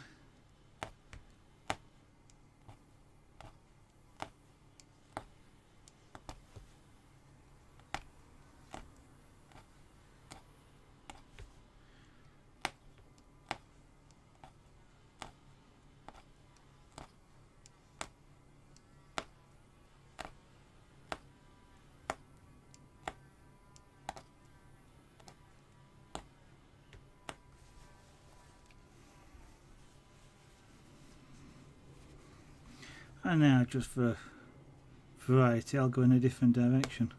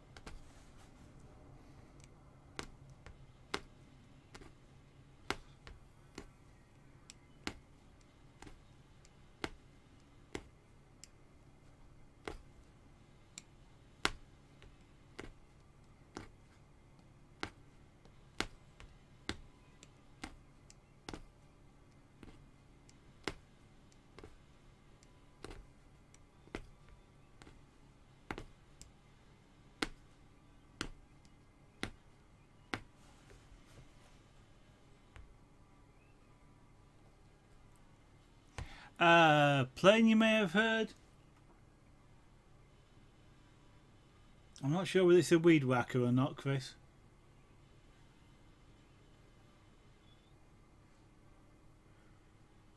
Probably is, I guess, because otherwise it wouldn't be. This microphone is sensitive, isn't it? But given that you're hearing it, obviously, because I've got the windows open. But the even with the windows open, the temperature in the studio here is 23 degrees, which is what, about 23, 40, 46, about 76 Fahrenheit. So it's quite warm. I can try turning the mic audio down a bit. Actually, rather than do that, let me just turn it down on the front here. Turn that down a bit. Normally I'd put it up a bit more than that with a mic, but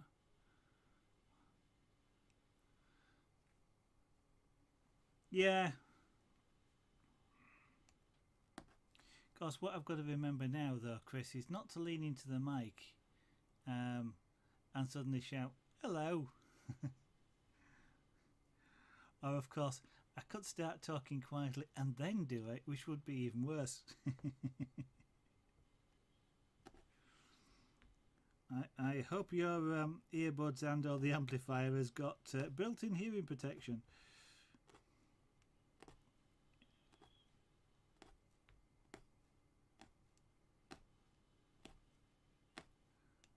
And you know that I've turned the mic down, the noise has stopped outside, but let me know if it's too quiet.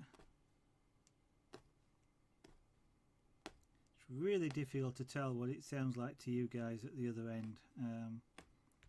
When I listened to some of the test recordings back with the new mic, it seemed really quiet, but it's always difficult to tell. Since I don't actually have any indication of what the audio level going out on the broadcast actually is.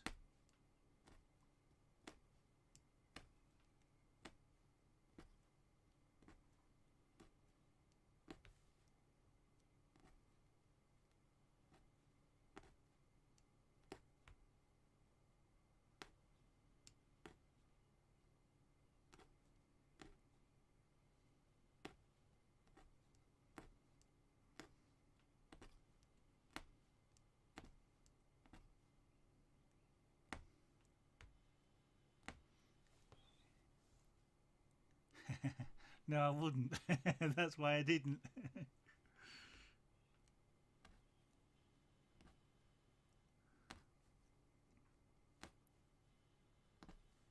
Sometimes I know too much. If you were in a headset in a call center, there are legal regulations about sound pressure levels that they can support and things like that. And it's why it kind of always makes me laugh about people. You see people on the internet saying or going, if a call center rings, I blow this loud whistle down the telephone to annoy them, and if the call center's a half decent call center, which of course most of them are, they've all got hearing protection built into the headsets that they're wearing, and it's not much louder than you raising your voice to them, and it doesn't have much effect.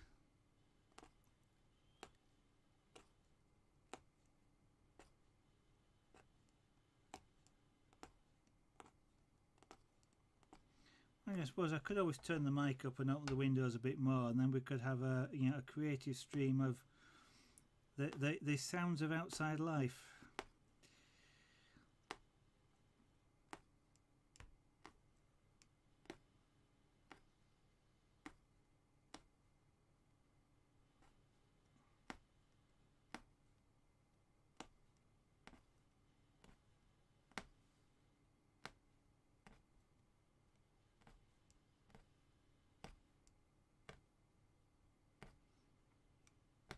Whoever it is must have finished their lawn.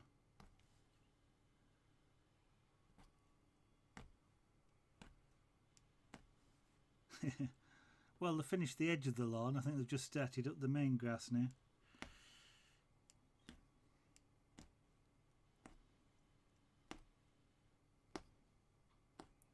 At least that's one thing I'm avoiding while I'm here talking to you guys. I don't yet have to do our lawn. Don't think we're going to get away with it for many more days though.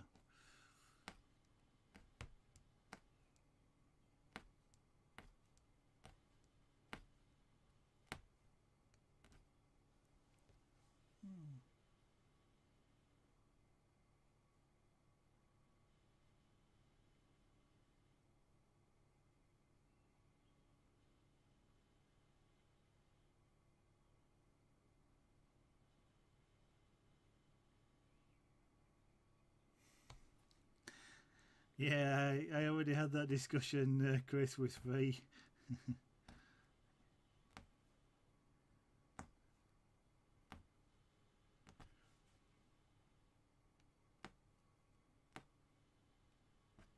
Mind you, oh no, I was about to say there's a DSP plugin, but that's the PSV, that's the PC version.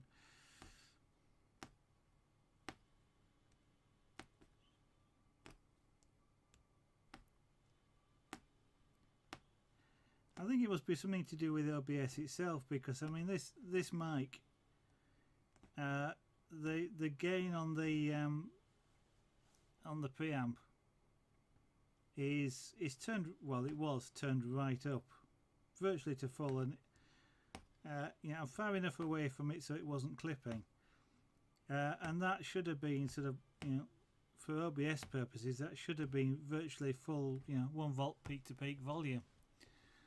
And OBS is not acting like it's anything like that at all.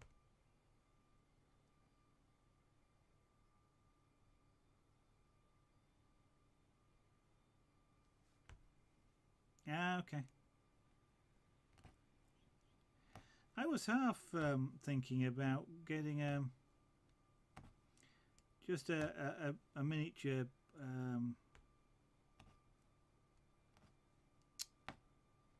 miniature PC, a little tiny PC, because I don't reckon OBS is actually using, even for the 264 encoding, isn't actually using that much CPU. So I was kind of thinking about actually just building a little tiny one.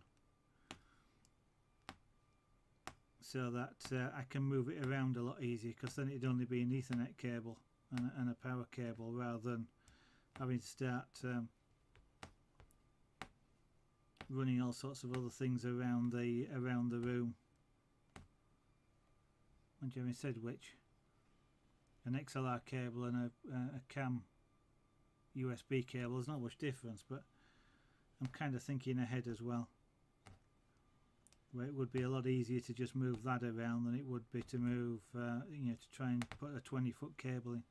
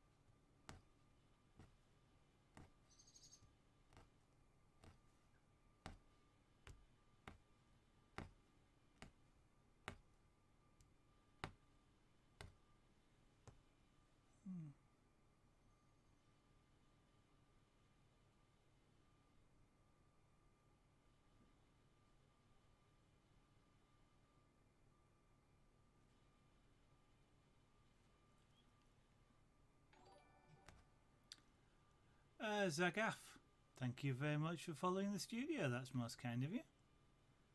That's great that you would like to do that, and I appreciate it very much. Thank you.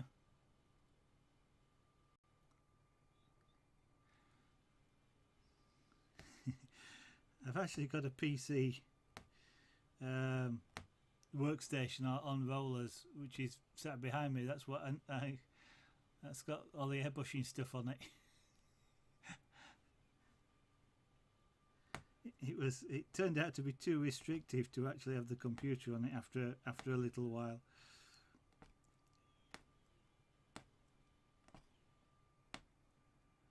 So the computer got moved to the fixed desktop, and the airbushing went over there.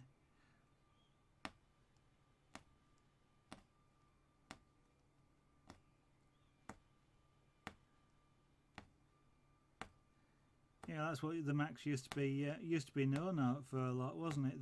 The audio video stuff rather than much else. Oh, well, I'm gonna say a while ago that it used to be desktop publishing, wasn't it? That was the Macs. The early Mac stuff was all desktop publishing, and then the video audio came in after that.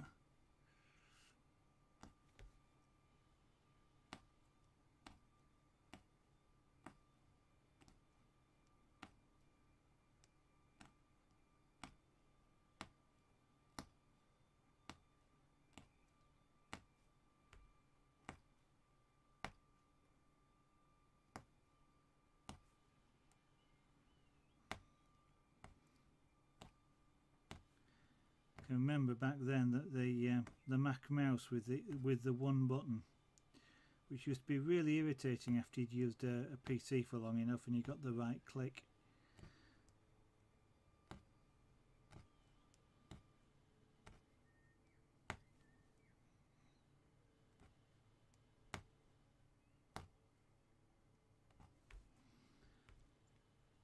Mind you, Linux used to be just as bad in a way, from the point of view of the Macs had a single click, the PC had a double click, and Linux had 3. And of course, I know PC's taking that up as well these days, but.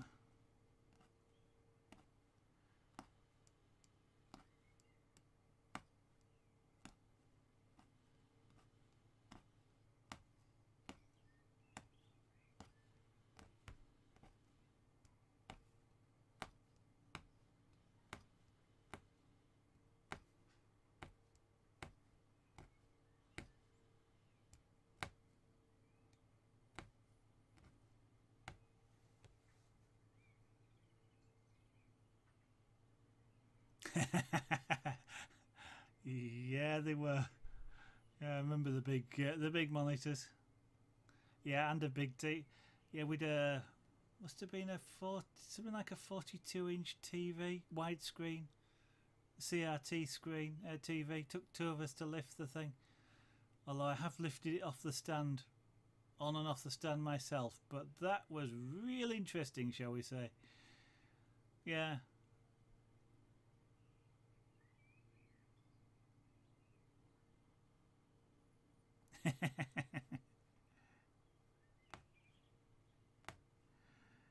I've never been fantastically interested in the Mac v PC argument. You know, it's tools for the job. You know, tools for the job. So yeah, at the time, the Macs were great for publishing. PCs were better for other things.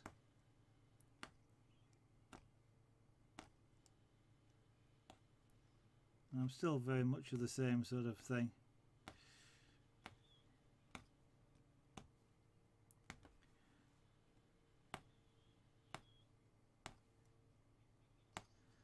You get the same thing in the microprocessor world, you know, with Arduinos and microchip and 1 or 2 other things, and there's almost holy wars sometimes between them.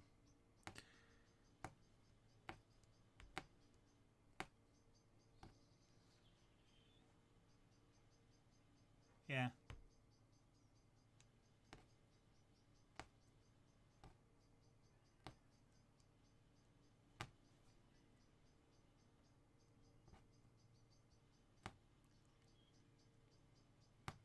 It's kind of the way you used to tell, you know, in quotes, the fanboys apart, because you know they'd be talking about you know, the uses would never actually come into the discussion, you know, about what it was best for. It was always, it's the best.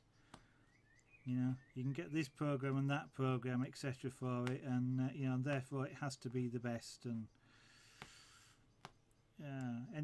any discussion like that without but what are you going to use it for? You know, just struck me as always being completely pointless.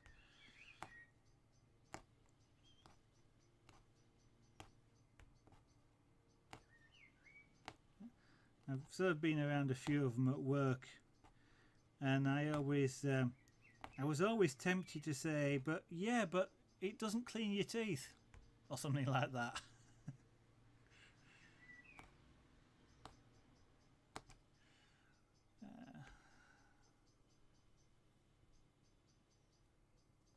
Yeah, best type of switches.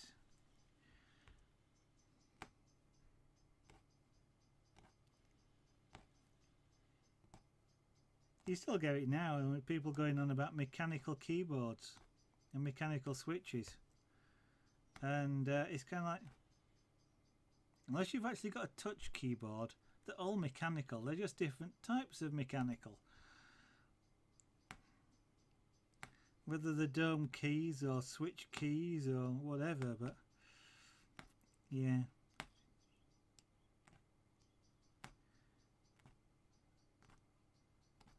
And then it comes down to the cherry keys, which are different colour coded because they've got different forces as to which one's the best. Oh dear. Depends on which one you like. I don't like heavy keyboards myself. I like quite light keyboards, so you know, what somebody else likes I would absolutely hate.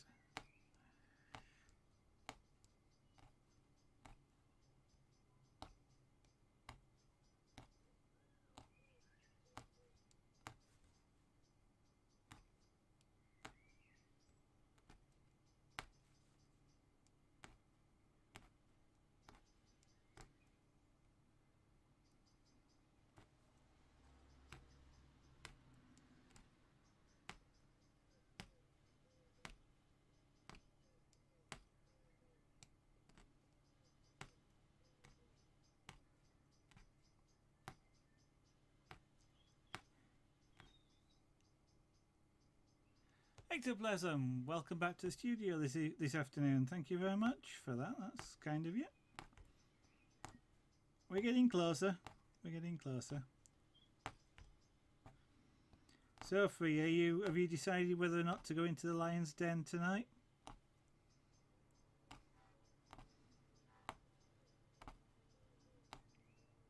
Or are you going to stay in the relative safety and watch from the sidelines? You should have been streaming yesterday. It was an absolutely extremely interesting day.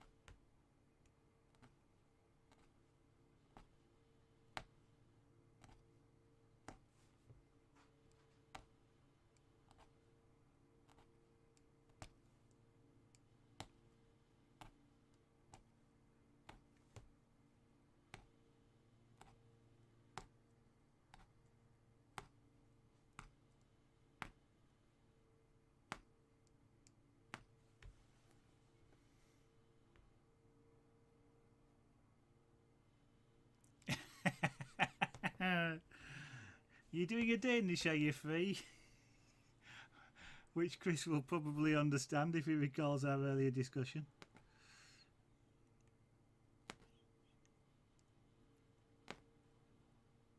Yes, I understood it was the giant waffle doing something or other. I didn't notice at the time. I just noticed lots of people.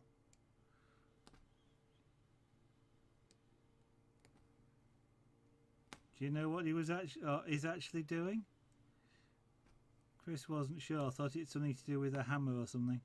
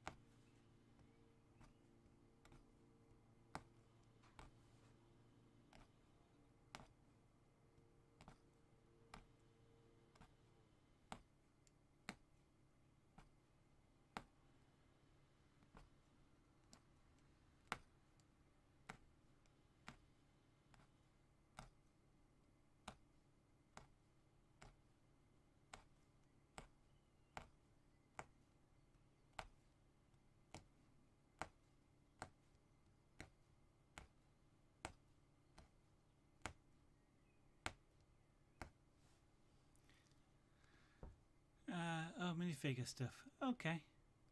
Intense Design, welcome to the studio this evening. Thank you very much or this afternoon even. Thank you very much for dropping by. Warhammer stuff. Okay. I think I saw somebody doing Warhammer stuff but didn't actually notice who it was.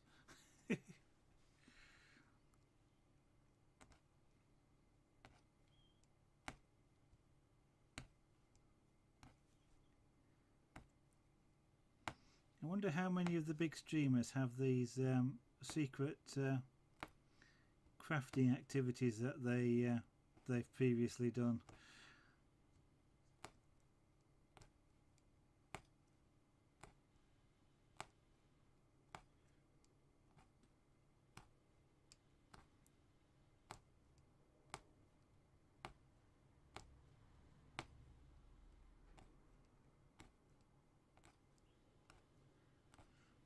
and I'm now finding it's all right to actually stream them, and people will very interested in watching.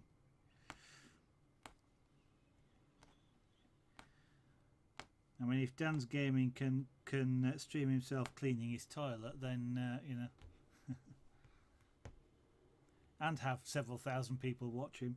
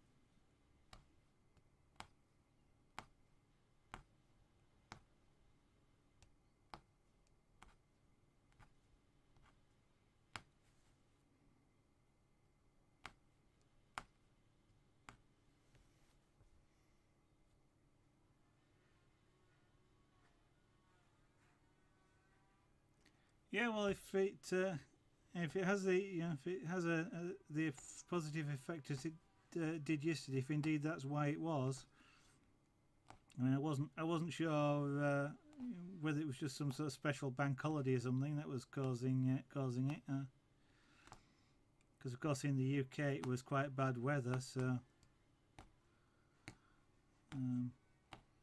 that might have had some impact on it. Bubbles the Monkey. Hi, Bubbles. Thanks for dropping by again. Dear. Did we bore you so much you went away for a while and have come back now?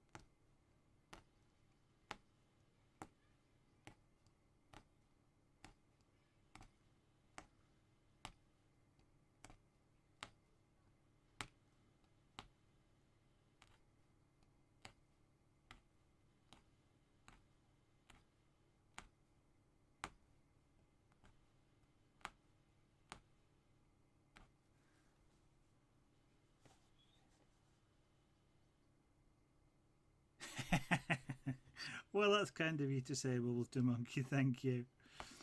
How long have I been working on this particular piece? I started it. I think I started it last Saturday. I think it was. So that would have been about 2, 5.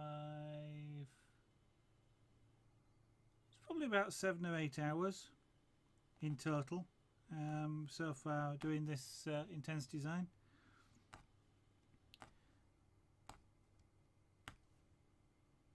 But it's been spread over a number of streams.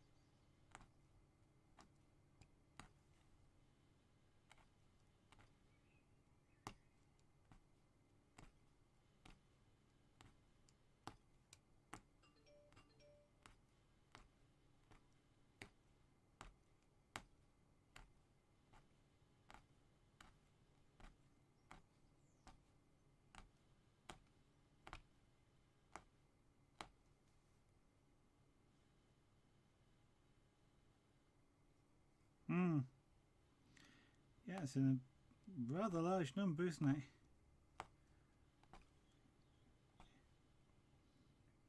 So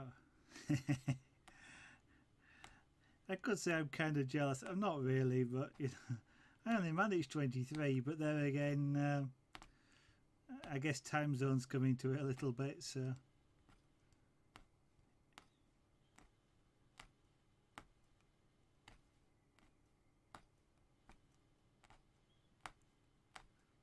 I, of course, stopped streaming just about when most of America start coming home from work.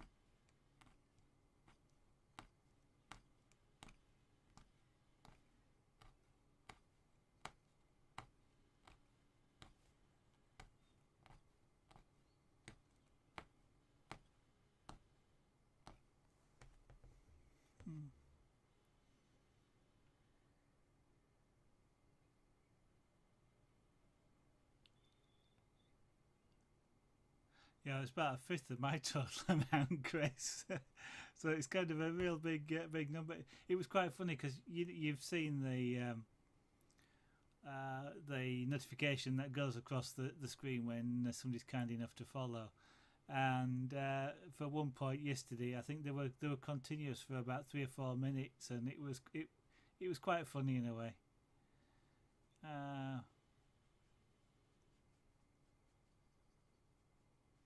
Yeah, and the view count in the actually it was the evening stream was no the afternoon stream was better than the evening stream. I think for me, I think it's something like I looked at the numbers. It's something like 120 unique viewers in there, but.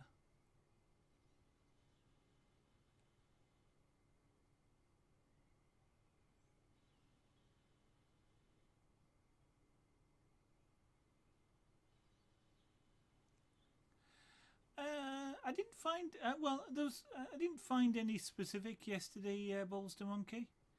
The ones that came in were quite polite. There was a couple last night. One tried talking Russian, and one tried to get people to say everything backwards. And I think you were around at the time, but I just kind of it's kind of like say it in English, and I'm sure you've got enough intelligence to actually spell it the right way. So.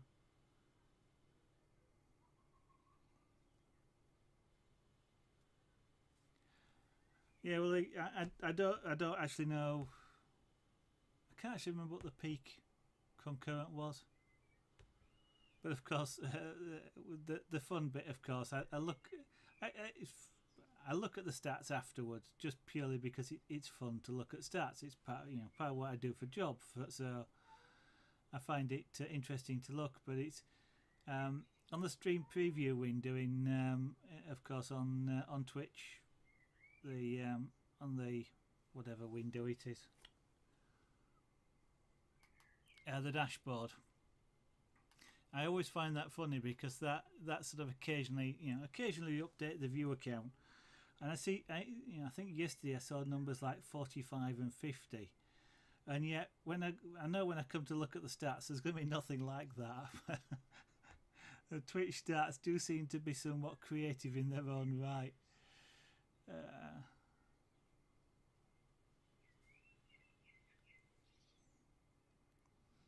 I actually went to bed early last night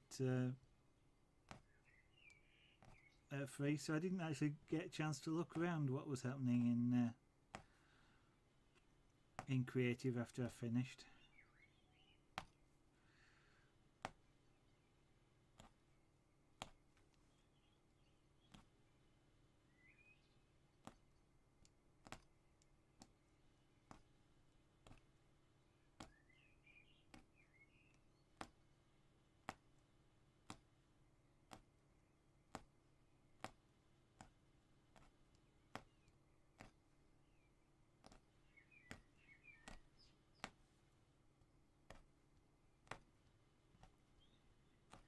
Well, if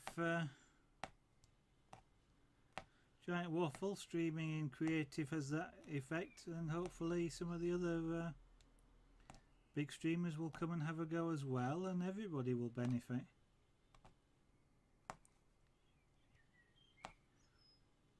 I know I'm more likely to follow some of the bigger streamers if they do things like creative stuff than I am just to watch for the games.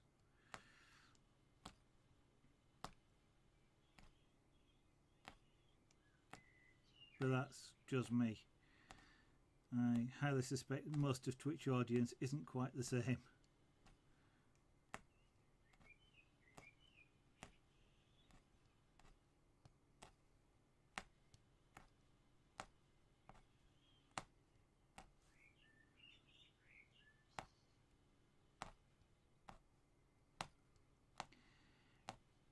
Kind of weird in a way. I don't know if you guys found the same thing, Chris, when you were watching, but when you were streaming. But the ones that came in, and when I've occasionally streamed over, say in one of the other streams, they're all very interested in what you're doing. Oh, well, that's the impression they give, shall we say? You know, a lot of people seem to be fascinated by the crafts and the art and what have you, and it really does a lot of the time does just feel like if somehow there was just more advertising about it, so people saw that there was a creative section, the thing would it really feels like it would take off in terms of viewers.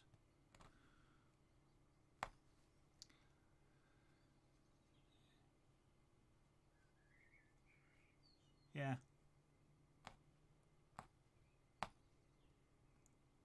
Although, I mean, Free was considering doing a Danish, you know, Chris.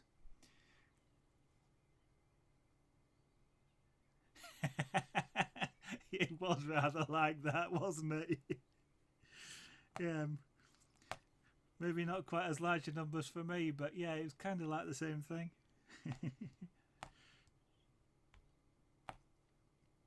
I kept wondering, actually, if I'd missed somebody raiding, you know.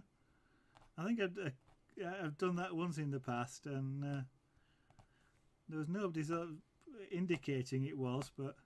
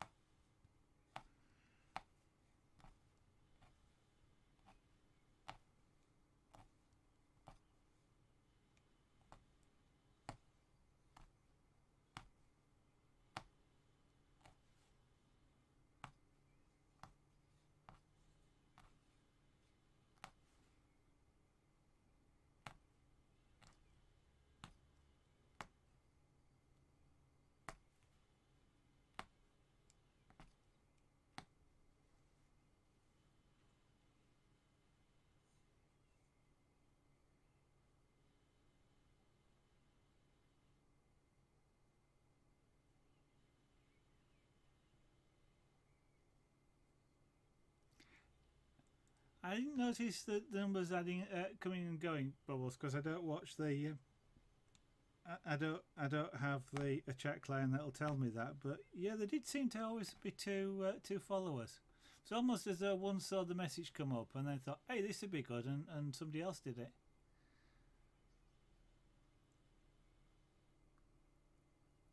Yeah.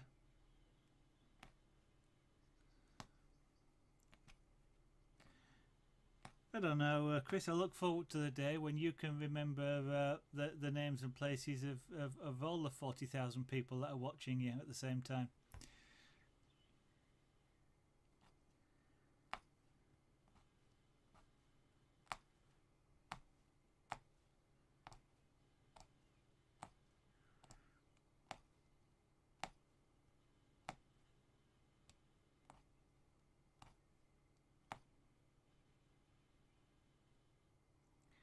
Yeah, it's a real daft comparison that just struck my mind. But some of the big streamers, when they're hitting sort of 10, 15,000 viewers on a night, every night, that's bigger than most rock concerts having, apart from the largest arenas, which is kind of an amazing thought, really. I bet it creeps up on you, Chris. You probably won't notice it until you get there, and then all of a sudden it'll be wow.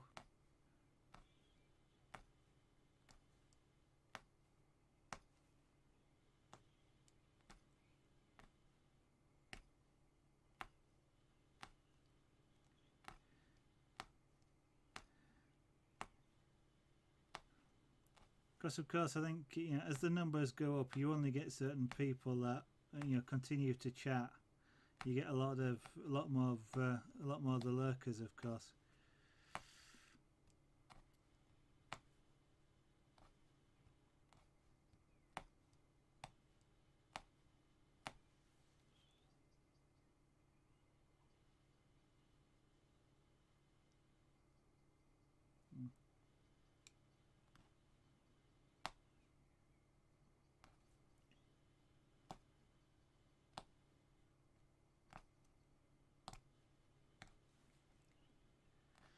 I don't know, it works though.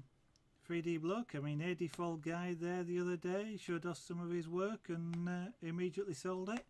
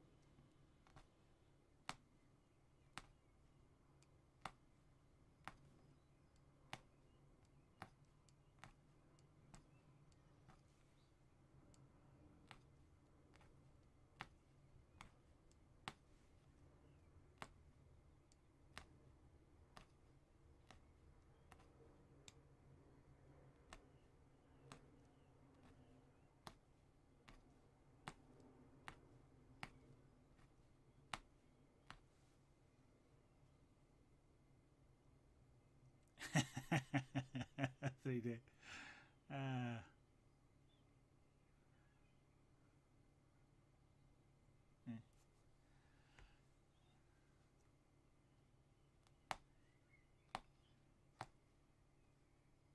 Well, at least I know where 10% of your sales come from, ADFL guy. Actually, 20%. I was talking about how working in a supermarket improved the maths, and I can't do a simple division.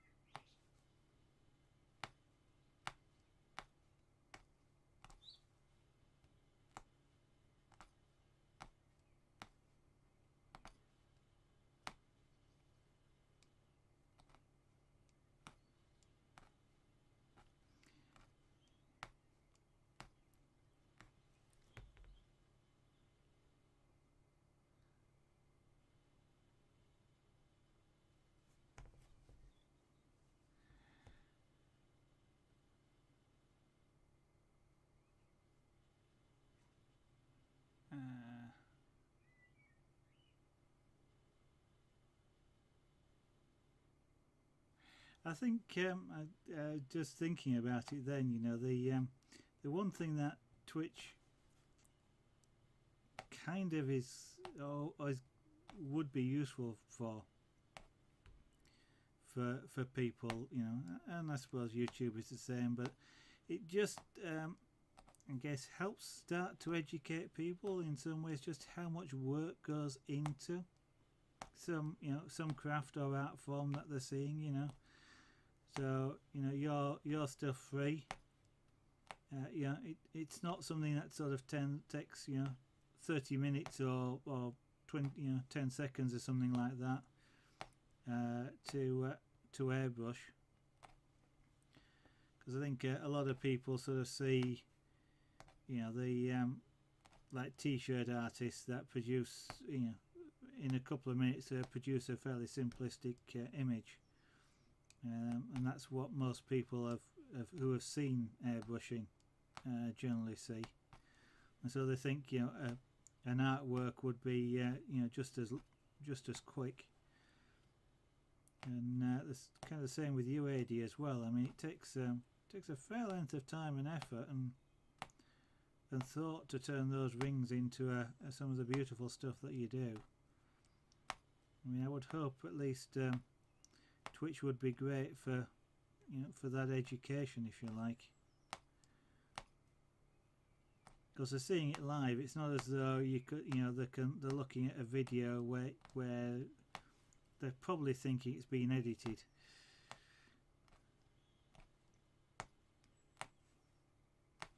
I mean, even this that I'm doing here, it looks easy, and it, relatively speaking, is easy to do. The hard bit is in deciding, the image, what you can put into it and what you can't. But then the length of time it takes to actually do. This going on for 10 hours on this so far, I think.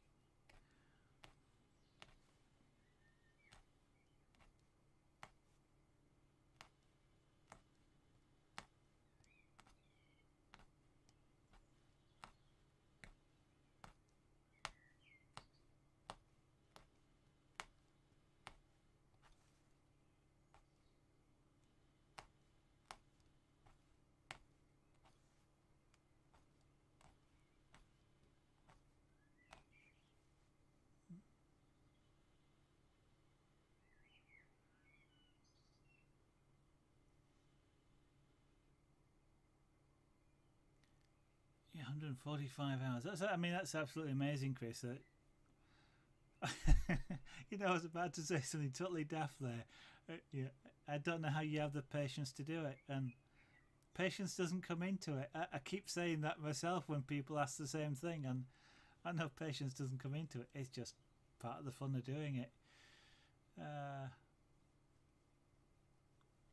Time-lapse makes it worse for you because they don't really, they've got no concept of the compression on time-lapse. So again, they see something done in 30 minutes, and okay, they know it's speeded up. So, that's an hour or two, isn't it?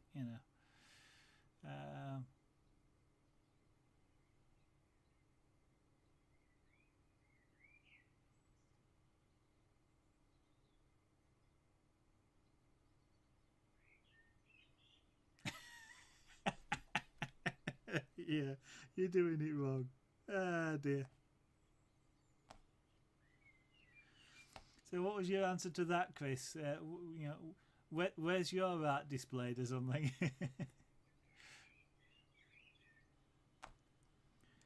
Yeah. There is no right or wrong.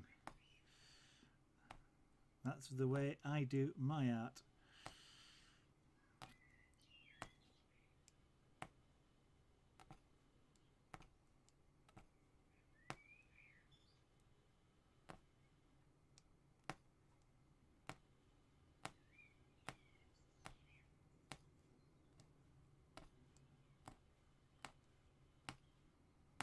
I don't think I've seen, even on, well, I must admit I haven't looked explicitly, but I don't think I've ever seen anybody doing pipe cleaner art anywhere, ever.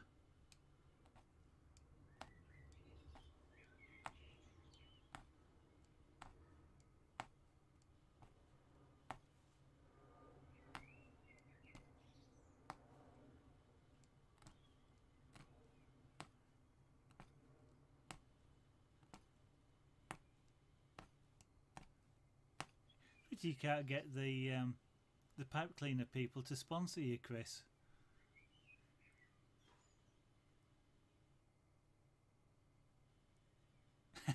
Yeah, somebody doing it just for the yeah. Yeah.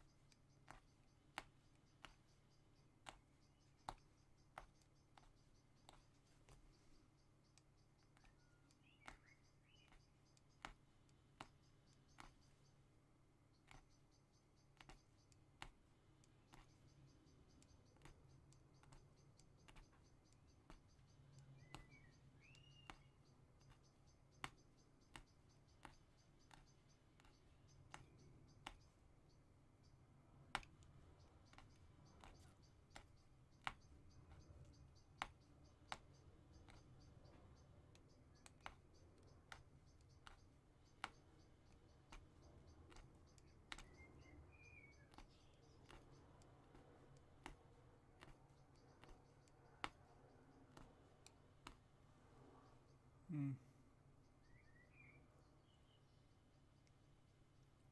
Oh God, I couldn't eat 2.5 pounders.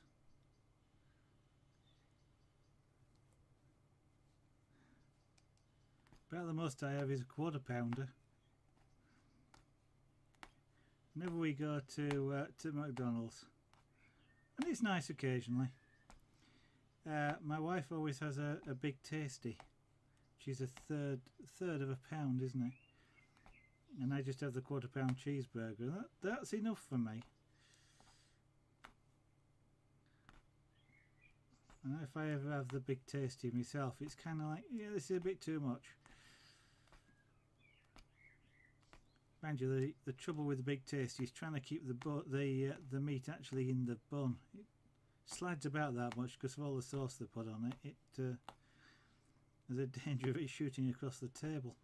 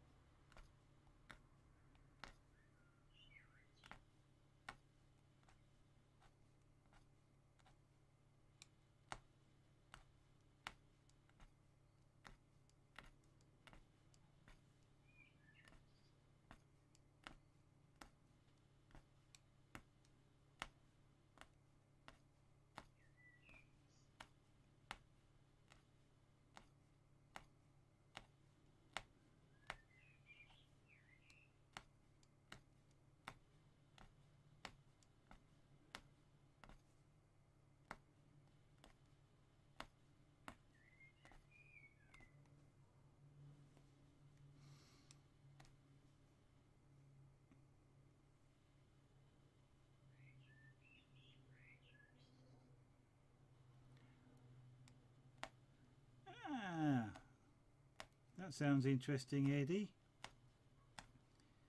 I think because you'll generally start streaming shortly, won't you? So I might just catch some of that before mine.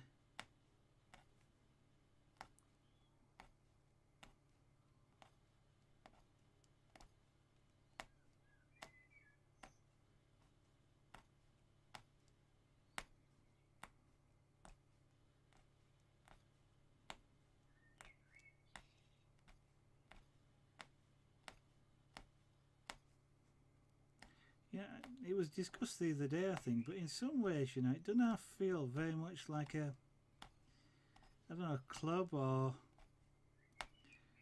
sort of a really, can't quite describe the atmosphere in a way, because we kind of all watch each other doing, the different crafts, and quite often the way in which we stream, we kind of almost hand over to each other, sort of take it in turns. And it's a real nice atmosphere to, so to speak, in creative like that.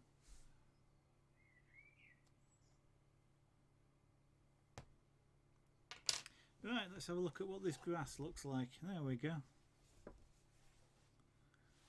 And I'll turn it the right way around because I keep forgetting the camera's upside down, inverted. There we go.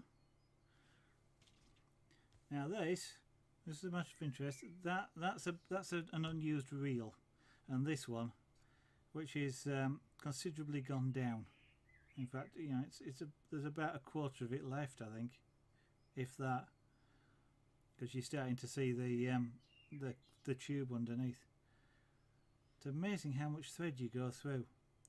I've forgotten what there is. There's I don't know, something like 60 or 100 yards of thread on a bobbin. And most of it's now gone into that grass there. Okay, well, I probably will be eating my tea somewhere around 6 o'clock, AD. So if you do start early, and that's not a prompt to do so, start when you feel like it. I'm gonna hope I'll be around in chance to see some of it. It's a tactile thing. It's a tactile thing.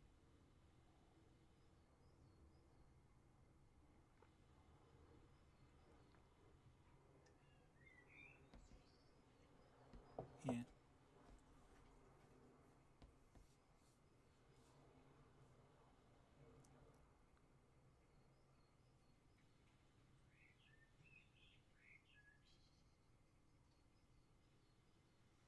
Yeah, no, it's all right, Eddie.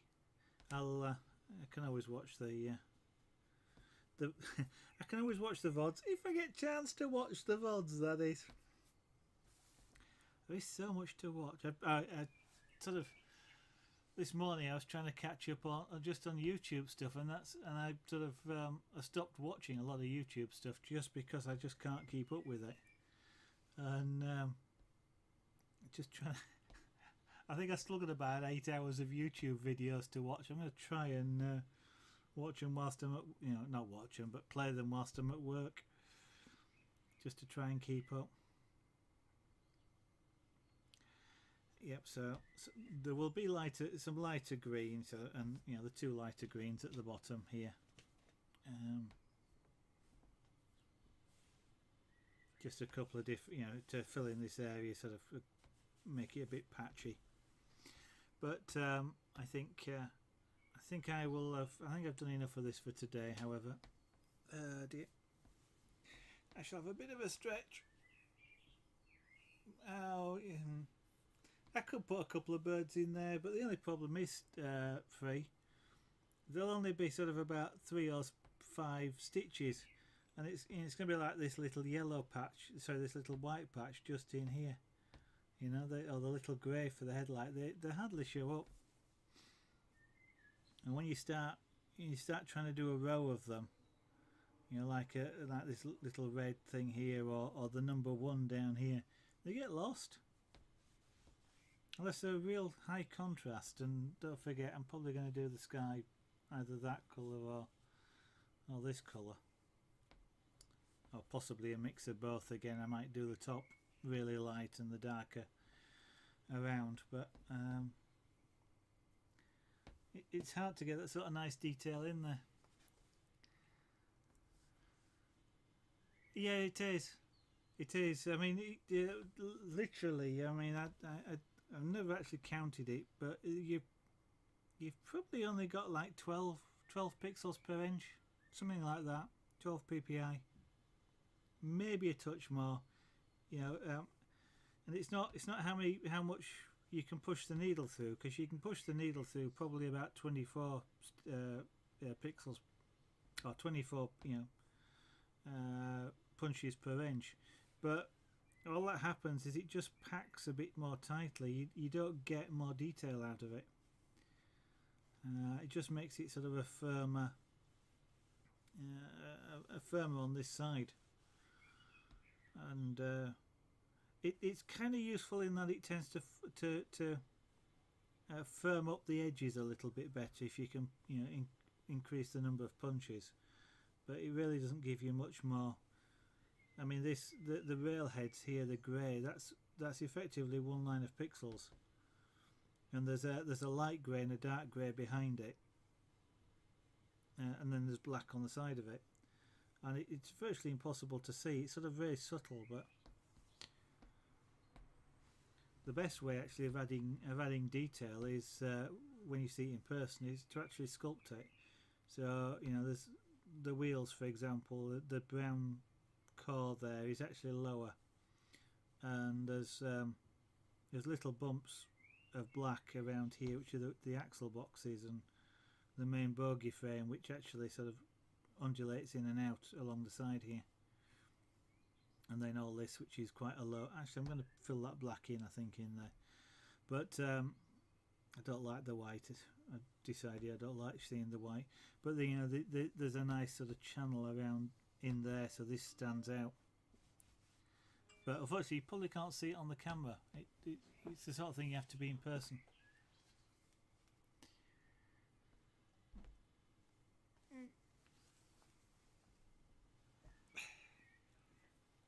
Yeah, I may have to start and put a timer on or something just to see how long some of these things last, because it's actually amazing. I know this is quite a fast art form, and I've done a few cats, and they always it always feels like they've only taken a few hours, but it's not until like now with me streaming it where I know I've done 2 or 3 hours at a time, and I know it's taken 4 streams or 5 streams to get this far, that I actually go, you know what, that's 10 hours. It's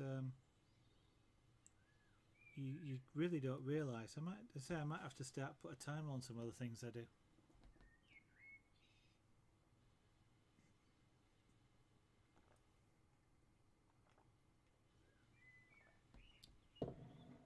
Anyway, I think that will be enough for this stream. So I do want to say thank you to anybody who's followed today and who is actually watching. That's absolutely fantastic to have you around. The usual advert follows, and that is if you are watching and you're not already following and would like to do so, I would certainly be pleased if you would follow me. Hopefully then Twitch will notify you when I go live, which of course is what it's supposed to do, but if it doesn't, or you're not sure you want to trust it, then you can also follow me on Twitter. It's @ZoraganArt, which is down below the stream window. I'm dropping frames. That's the first time I've ever dropped frames, which is a good job. I'm about to close the stream. So yeah, if anybody is you can follow me on Twitter as well. I will be live again in about 2.5 hours, where I will be doing some carving, and hopefully Twitch will be working a lot better. I am dropping frames quite a bit now, about 5.5%, and OBS is warning me that I'm losing bandwidth for some reason, so it's quite convenient.